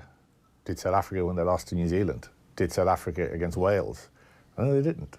And everyone says they're playing for this greater purpose in the final. Yes, they did in the final, but they're bloody lucky to get there.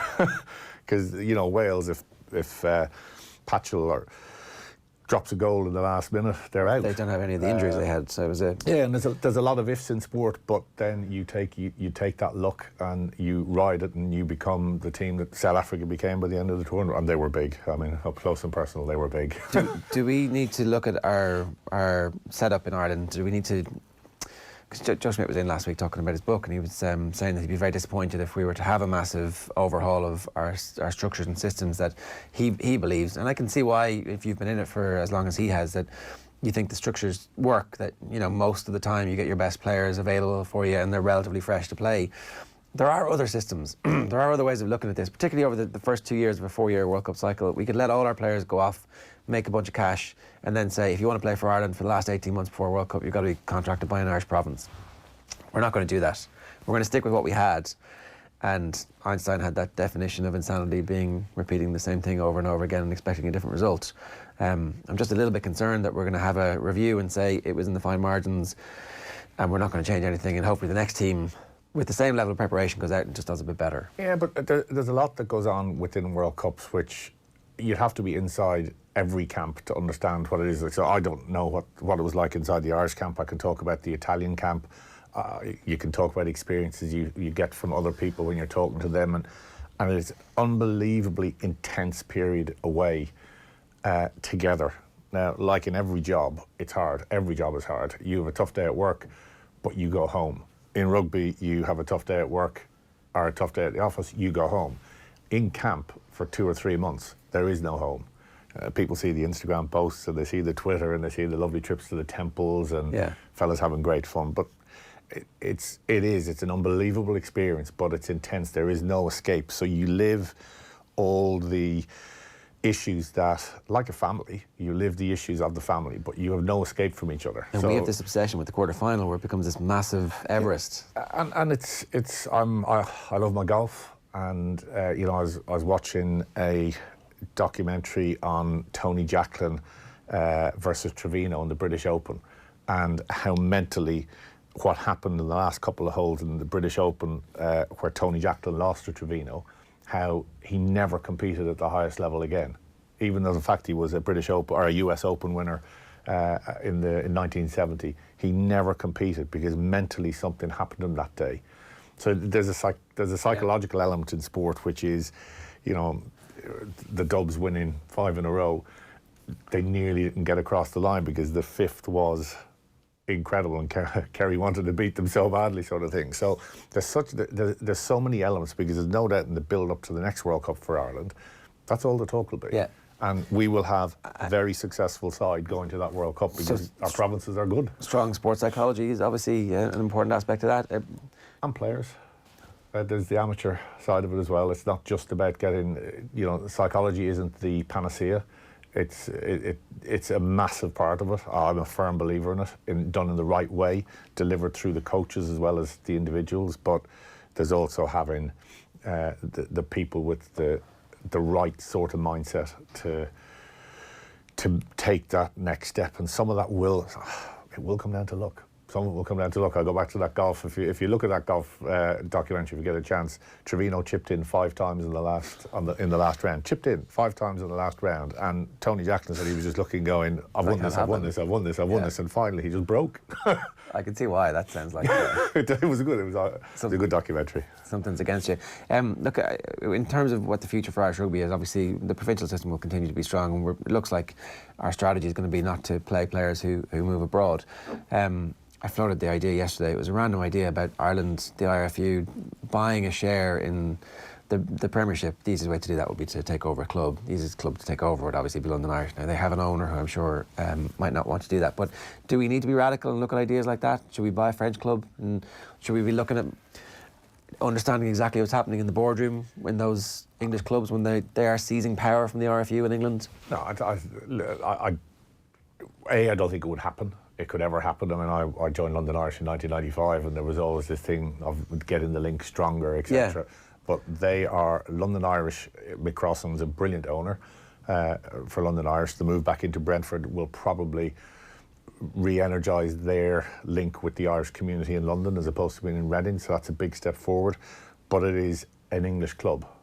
It's Irish heritage, but it's in the English Premiership, and you're not going to get around. They'll probably, if they were ring fencing the Irish the Premiership at any stage, if that ever happened, would a wholly owned IRFU subsidiary be allowed in there? I just don't know that answer. So I think look after what you've got. Don't start spreading yourself thin. You've got four incredibly strong provinces that are competing at the top end now, including Connacht in Europe. And we've enough. There's enough players. The playing base. Do you think it is big enough at 4 provinces? I mean, Scotland and Italy will always have challenges because of the depth of only 2, and that's something that has to be looked at by both. With 4, you have plenty.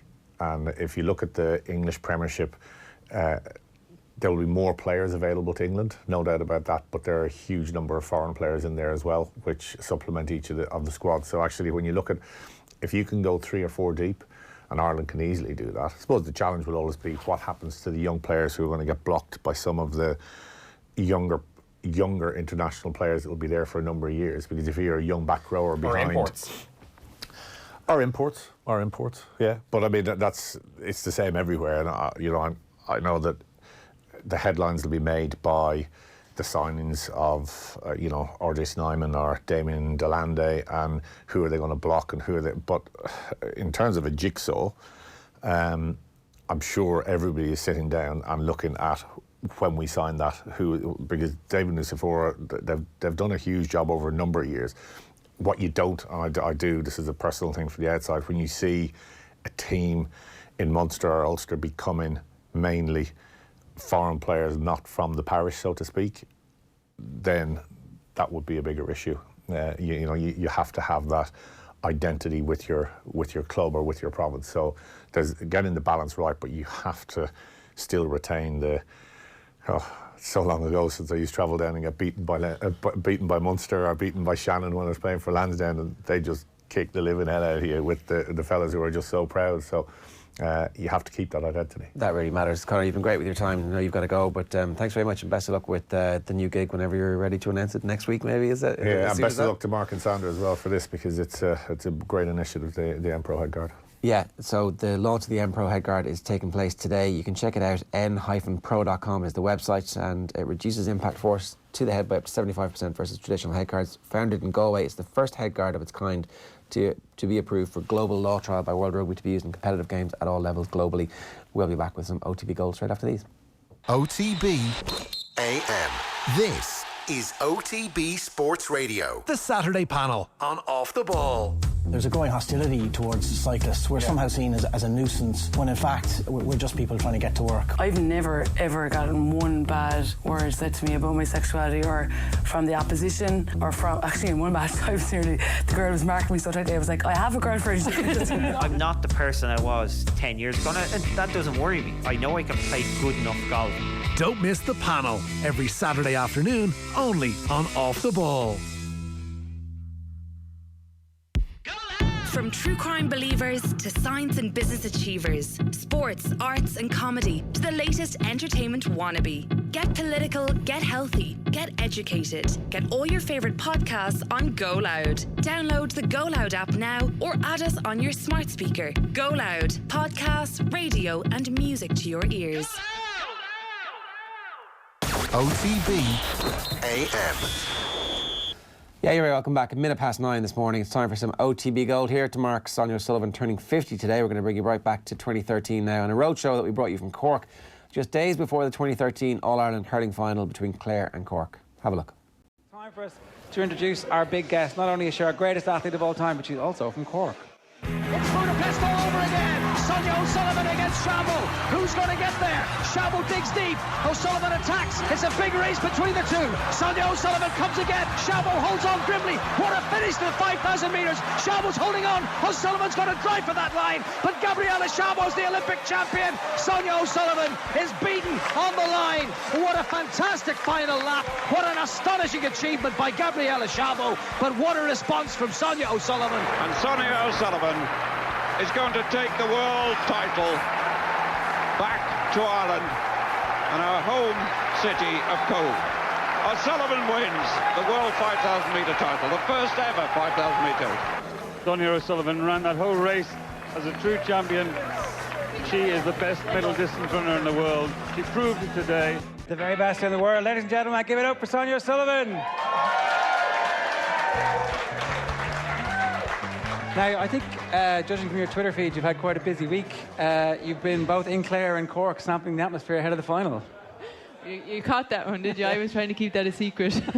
I did. I was surprised. It was gas. I drove from Dublin down to Clare, and there was a big tractor in front of me with a load of haystacks and a big jersey, Clare jersey on the back, and I was kind of thinking, geez, they're going mad around here. And then it hit me that Cork was playing Clare, like I forgot. I knew I was going up to watch the match, but it just slipped my mind that they were actually playing Clare. And there's flags everywhere down there, it was mental. So I was glad to get out of the blue and yellow, and down to the red and white. Yeah, because you were... But there's one problem. There's way too many red traffic lights in Cork. It is true, it is true. That's why it took me so long to get here tonight. We've heard that from everybody tonight for whatever reason. You were actually at training this week for the Cork hurlers. Were you down meeting the players, or was that just as a spectator? Just a spectator, yeah. There was talk that maybe I would say a few words, but we thought, no, we'll leave it now because we don't want to be making too big of a deal of it, And I said, if they had asked me to say a few words, I would have been a bit nervous because I wouldn't be prepared. And then my thoughts was that there was no need for the Cork guys to be nervous because I've heard about all their training, and once you've done all the training and the hard work is in, you can go out and you're ready to go and you just do what you do the best. That's exactly what Sean O was saying actually a little bit earlier on, to be honest. It's that confidence comes from the work done. That's right. It's all behind you now. There's nothing you can do right now. My old coach in America, when I was at Villanova, he used to say, now it's time. If you were horses now, you would just go and eat hay, and there's nothing more you can do. Where did your kick come from? Because you're obviously famous for a kick. I have no idea. I really don't know. I mean, I never really practiced it. I mean, I suppose the only thing I can think of is that whenever I did training sessions, the last effort that I did, I would always be the best. So it was always the fastest thing, no matter what. And later on, I suppose, when I was training with some people over in London, the training sessions, the last effort would always become a race.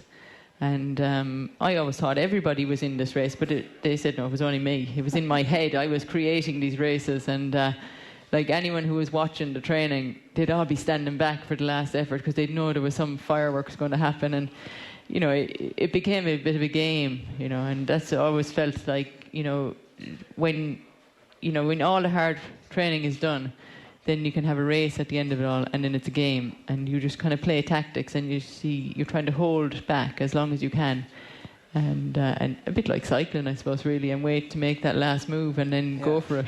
It also sounds a bit like when you were a kid, when you were racing the cars, who obviously they didn't know they were in a race with you either. I think we've got a question from Dermot O'Sullivan in the crowd, actually. Yeah. Evening, Sonia. First of all, I must say I really admire anyone who runs over 40 metres for a start, because that was my limit, right? I think he must be absolutely mad. But obviously, as team players, like when we found ourselves in a hole, I had Sean Oak here on my right, who used to make a spectacular catch, carry the ball down the field. John put over a long range free. When the pressure was on, when we needed something most, you're in the heat of battle there, and you're in the middle of a race, 800, 1,000 metres down. You need an inspiration. You need something. What was it for you? Where did you find that something extra that you needed to get you over the line?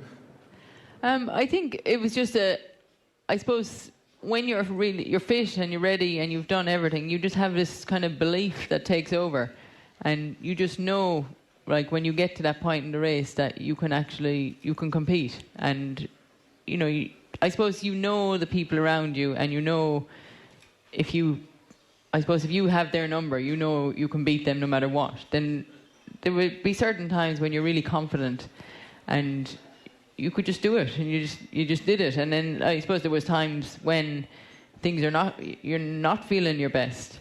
And that's when I suppose you need somebody to come and carry the ball for you or to help you out, and they weren't there. And, that's when you'd be let down, I suppose, because you were all on your own and there was nobody to help you out. So there's no hiding in racing, you're out there all on your own.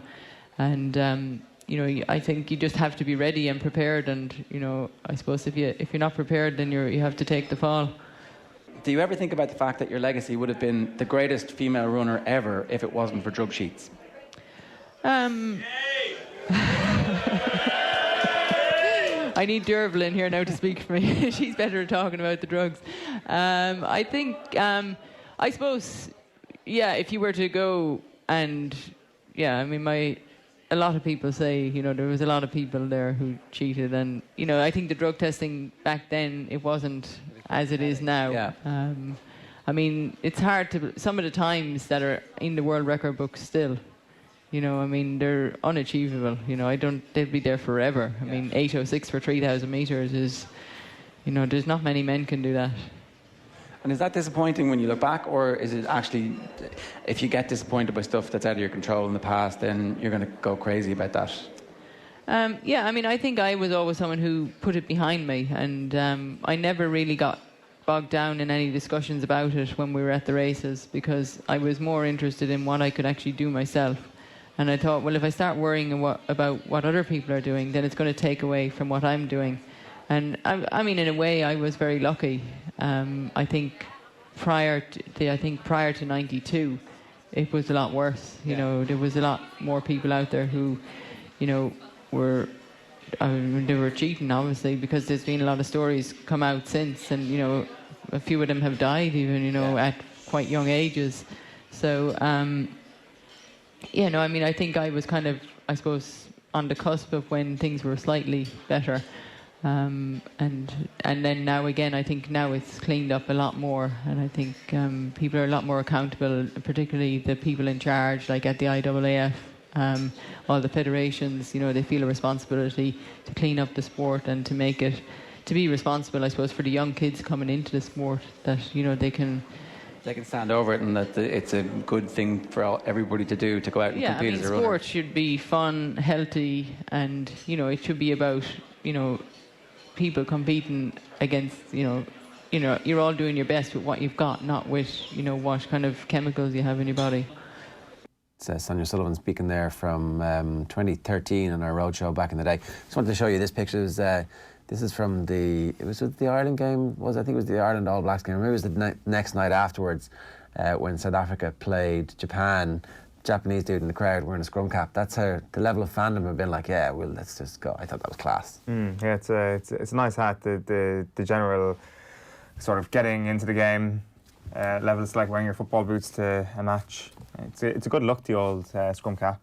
It's some people can rock it, some people can't. Some people can. I mean, they're comfortable. They're not really, but your head's very warm. Do you feel like Petr Cech? How bulletproof must Petr Cech have felt? Extremely bulletproof. Like, I've got this halo around me. I presume there was no Galwegian couple who would make an end pro for him back in the day. I mean, I wonder now, would he be able to make a comeback? Is he not playing ice hockey? He looks like an ice hockey player. I didn't know that he played a bit of ice hockey. I was thinking, if you've got a concussion issue / your brain has some, not the casing that it needs.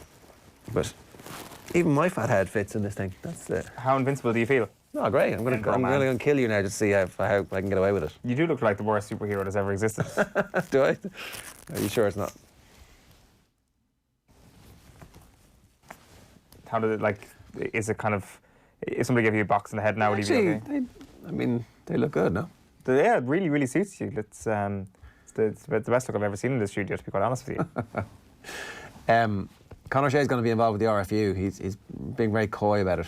The RFU? Yeah. The Rugby Football Union in England. There had been, look, we're obviously in the realms of a wild speculation here, but one of the parts of Eddie Jones' deal was that he would help oversee his successor. He would stay on after the World Cup and then catapult the next guy into the role. And Conor O'Shea is kind of the perfect person. You think that might be Conor O'Shea? Now, he... getting distracted. Great poker face this morning. No, not at all. Great poker face this morning.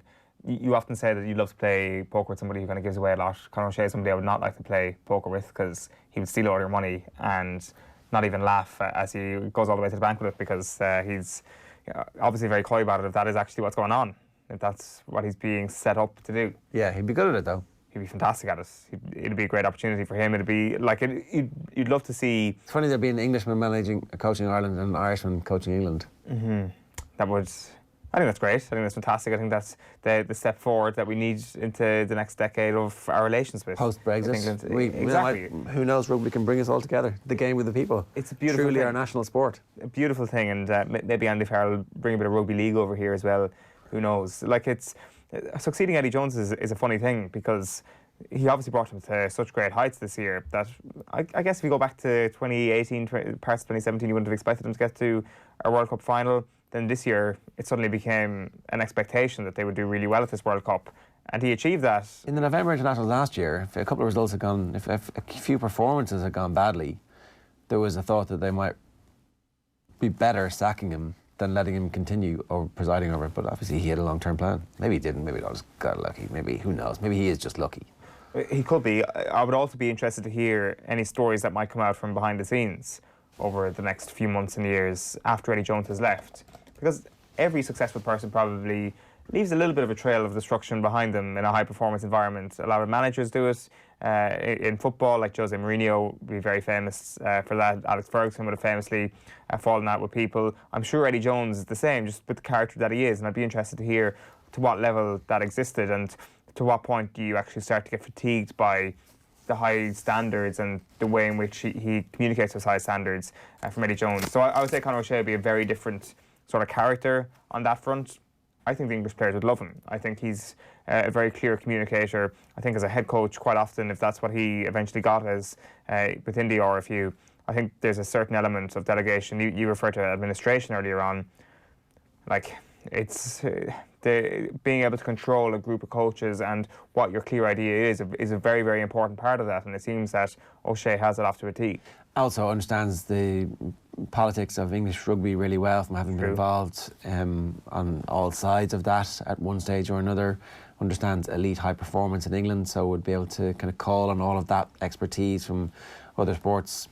When you look at a CV for who might be the natural successor to Eddie Jones, that's a pretty good one. Yeah, it is. It's outstanding. We were talking about London Irish. Obviously, he doesn't think it's ever going to happen. I don't think it's ever going to happen either, but I don't think that necessarily prevents you from thinking about what would happen and how you might make it realistic. Like, if they do ring fence it, they couldn't prevent one of the owners from being another union. That you just can't from a legal perspective. I don't think that would be possible. So if the RFU were to plough ahead with this, by that, then they're in, and they'd be an equal partner, and there would be no legal mechanism to bar them from being the owners of the club. Again, I don't think this is going to happen. But if it were to happen, what would the benefits be, right? The benefits would be that whenever anybody wants to go away, that you have somebody who is capable of bidding against some of the other teams to keep them. So you might be able to keep Simon Zebo in your system. You might be able to keep Donnacha Ryan in your system. You might be able to put a bunch of Irish coaches together there, for example. You could have Paul O'Connell and Mike Prendergast and Ronan O'Gara as your coaching ticket. Sorry, the scrum cap has finally broken me. I've been trying my best for 10 minutes. I just can't anymore. Sorry, go on. Yeah, Mike Prendergast, Paul O'Connell, Ronan O'Gara, great coaching ticket. This clip's never going to work now. I tried my best. See, I can't actually see it. I try my best. You're right. It's just the more sense you were talking, the more it just became one giant paradox in this studio. You look ridiculous. Take off the scrum cap. In fairness, I would look ridiculous with it on as well. Well, that's just. I mean, you might, but you might not. If Mike Byrne came into studio wearing a scrum cap, it's a medium as well. You would look ridiculous as well. Like it's just not studio fodder. It's a great scrum cap. It reduces. Stick it on there. I'm not a scrum cap guy. I'm not a hat guy in general. Well, I mean, come on, stick it on. I'm not. Like it's done. The bit is done on the scrum cap this morning. Anyway, that's what you were saying. So your dream coaching ticket for this annex that we have in the Premiership. I'm calling it reverse colonisation, just to get everybody on board. Well, this is payback for 800 years, all that kind of stuff. That's how you go and sell the bond. Maybe they could actually give us 6 counties in England. Exactly, that's a great idea. 6 random ones, we'll just populate them. Can we pick 6? Like, some of the rich ones in London where Jose lives, that kind of one? Mm-hmm. Yeah. Kensington, is that even a county? I don't know. I'm sure that would be part of the negotiations. So what we've got here is who's your head coach? Ronan O'Gara? Yeah. Paul O'Connell, forwards coach? Yeah. Mike Prendergast, attack coach? Or whatever Mike Prendergast wants, because apparently he's very good. So, yeah. Okay, so there's your ticket. Is there any players? So we're forgetting players abroad. So we're forgetting anybody in the Premiership or in the top 14 now. So we're bringing them back into the fold. Okay, but let's just Simon Zebo, come on down. You're one of us again. Okay, we can pick you now. What about the players that are currently struggling to break their way into regular playing positions in any of the 4 provinces? Who will be the first people you're picking and kind of allowing them to go and spread their wings? And like, do you manoeuvre the Sean O'Brien move last year to ensure that he goes there? Well, I mean, you could have done that years ago if you wanted to, or you could move the younger lads who are going to be replacing Sean O'Brien. So, JJ Hanrahan goes there for 3 or 4 years and is part of the system and is coached properly and doesn't have that one bad year that he had at Northampton. So that doesn't happen. And at 27, he's played a raft of games and he's absolutely ready to play whenever we need him to.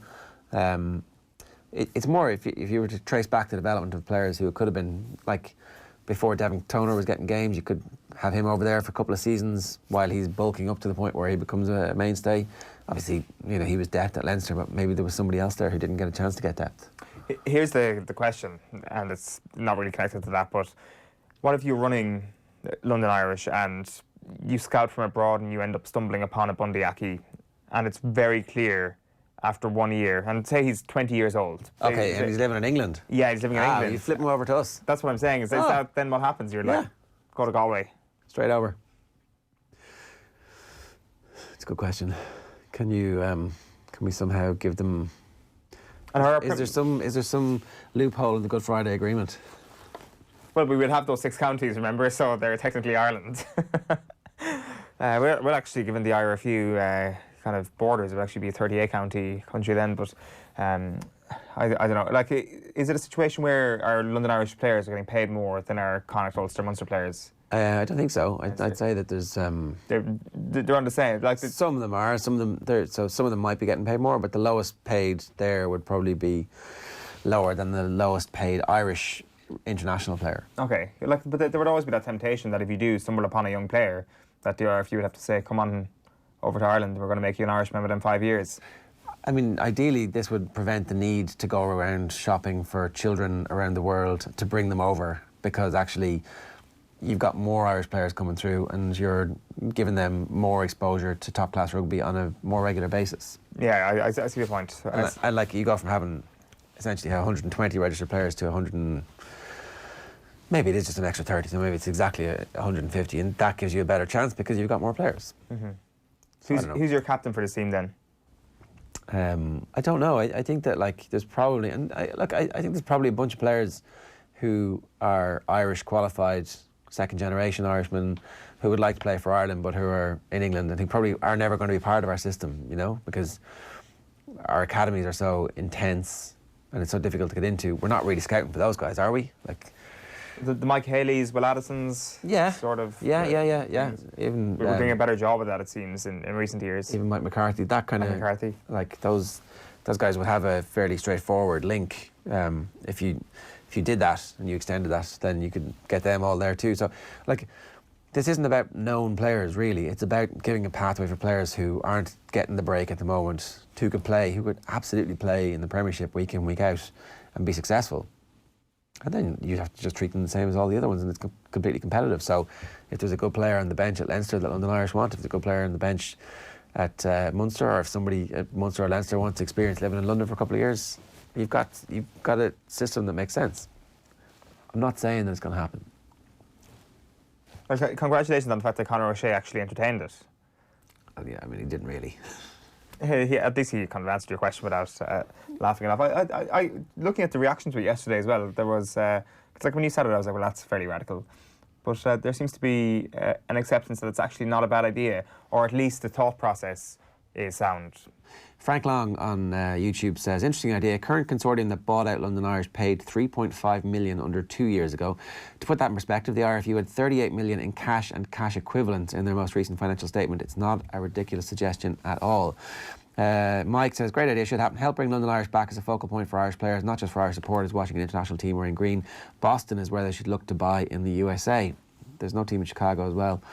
Actually not as out there as it might sound. I was just thinking about the States though. The right thing to do would be to go somewhere warm weather, so that like you could have a warm weather base all year if you needed it. And anyway, the States is obviously just being a empire building. But anyway, Forma Kiwi says, not as out there as it might sound. Certainly taking a stake in the club and using it as an offshore talent farm would do no one any harm.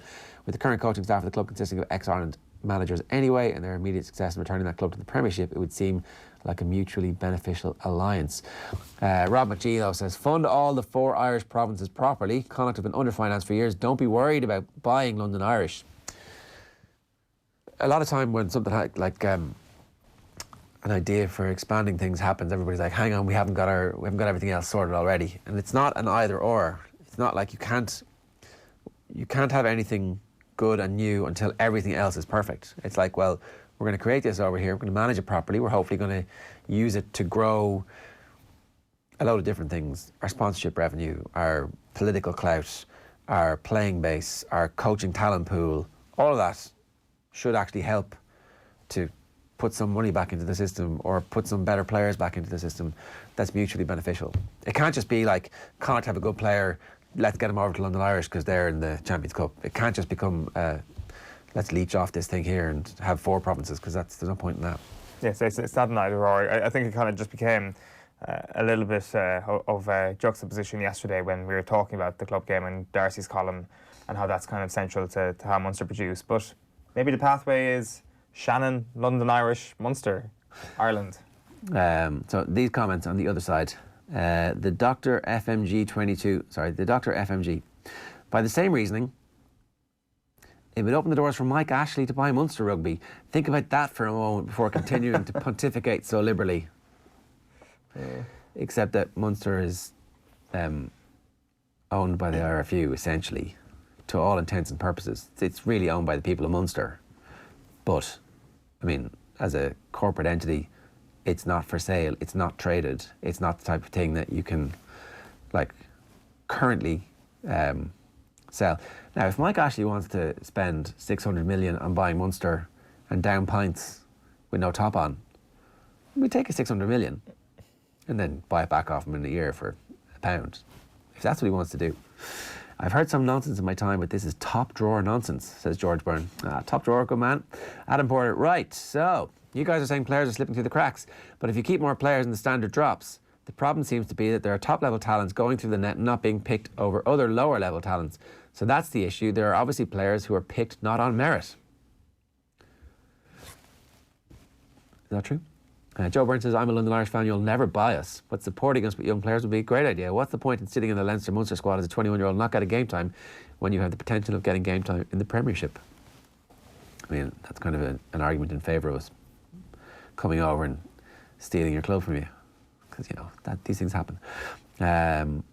Gerard Fitzpatrick, let Leinster players go there and still qualify for Ireland? No way. I prefer to have provinces benefiting from Irish talent.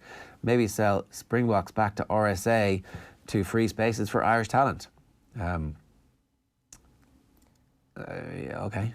London Irish are already owned by Irish business interests. The RFU don't need to buy it outright. Just set up a partnership where RFU player management is reflected at London Irish, so London Irish players go on the pathway for Ireland selection, including the repatriation of academy graduates from mainland Ireland, etc. Basically the exiles, but structured and managed. Mainland Ireland? It's an interesting choice of words. Yeah, accidentally slipped into it, but by the YouTube comments, shall you reveal yourselves? Obviously, it's pretty out there thinking it'll never happen, but buy London Irish and bring it to the Pro 14 as the exiles and set up an Irish team in the north of England, the Irish Rovers, for Conference B in Ireland would certainly have lots of room for all their talent within the Pro 16, says Hound of Zoltan. Okay, I mean, all right. Like, is there not logic in that point? It's just the reverse of your idea. Go get London Irish and go get this. Get them out of the league. And go get the Sunwolves or something from Japan. It makes no sense. We want the political clout of owning a part of the league in England. That's the whole point of this. Is so that you... But the point is also to have a fifth outlet as well. A small part, I guess. But well, you can have a fifth outlet. You could have a Dublin North and South. You could have a Leinster North and South. Like a D Fortress and the 11 counties. Exactly. I mean, why not, you know? I mean, there would certainly be a bit of spice in those games. There certainly would. It'd be the new Leinster Munster. Who would you support? Well, I'm from Athy. I'd support whatever team. The 11 counties? Yeah. Just making Although sure. I Just live in making Marina sure. now, so the 11 counties is probably going to include like Fingal and North Dublin. That county will just be south of the river and north of the canal. that little swathe of. Okay, is that it? Are they all the comments? How is it a huge geographical leap? It's a superb idea. We should seek to have commercially focused clubs under the umbrella to have our talented players have access to top-tier rugby. We should seek London Irish and a lower-tier French club look to drive it to the top league. The lower-tier French club idea, I hadn't thought about that at all. Like, not. I mean, maybe that makes perfect sense. You get one of those dirt cheap and you stick a bunch of players out there and away you go. That is the most exotic idea I've ever heard. Like, it's the most anti-Irish idea I've ever heard in terms of un-Irish. Un-Irish, sorry. Yeah, not anti-Irish. It flies in the face of what we're supposed to do as human beings on this island. What? Doff our cap and wait for CVC and the Premiership to come and steal Leinster off us. To kind of show up to the RDS some evening and there's black and tans on the pitch stealing away the Leinster rugby. Goodbye Irish rugby sort of thing. That's what we're kind of sort of expecting to happen. And in actual fact, you're out there being a conquistador for Irish rugby, Ger. Yeah, you know, someone has to... And you have the hat and all to be a conquistador. Someone has to conquistador. This is a medium. That's why it's a bit snug, isn't it?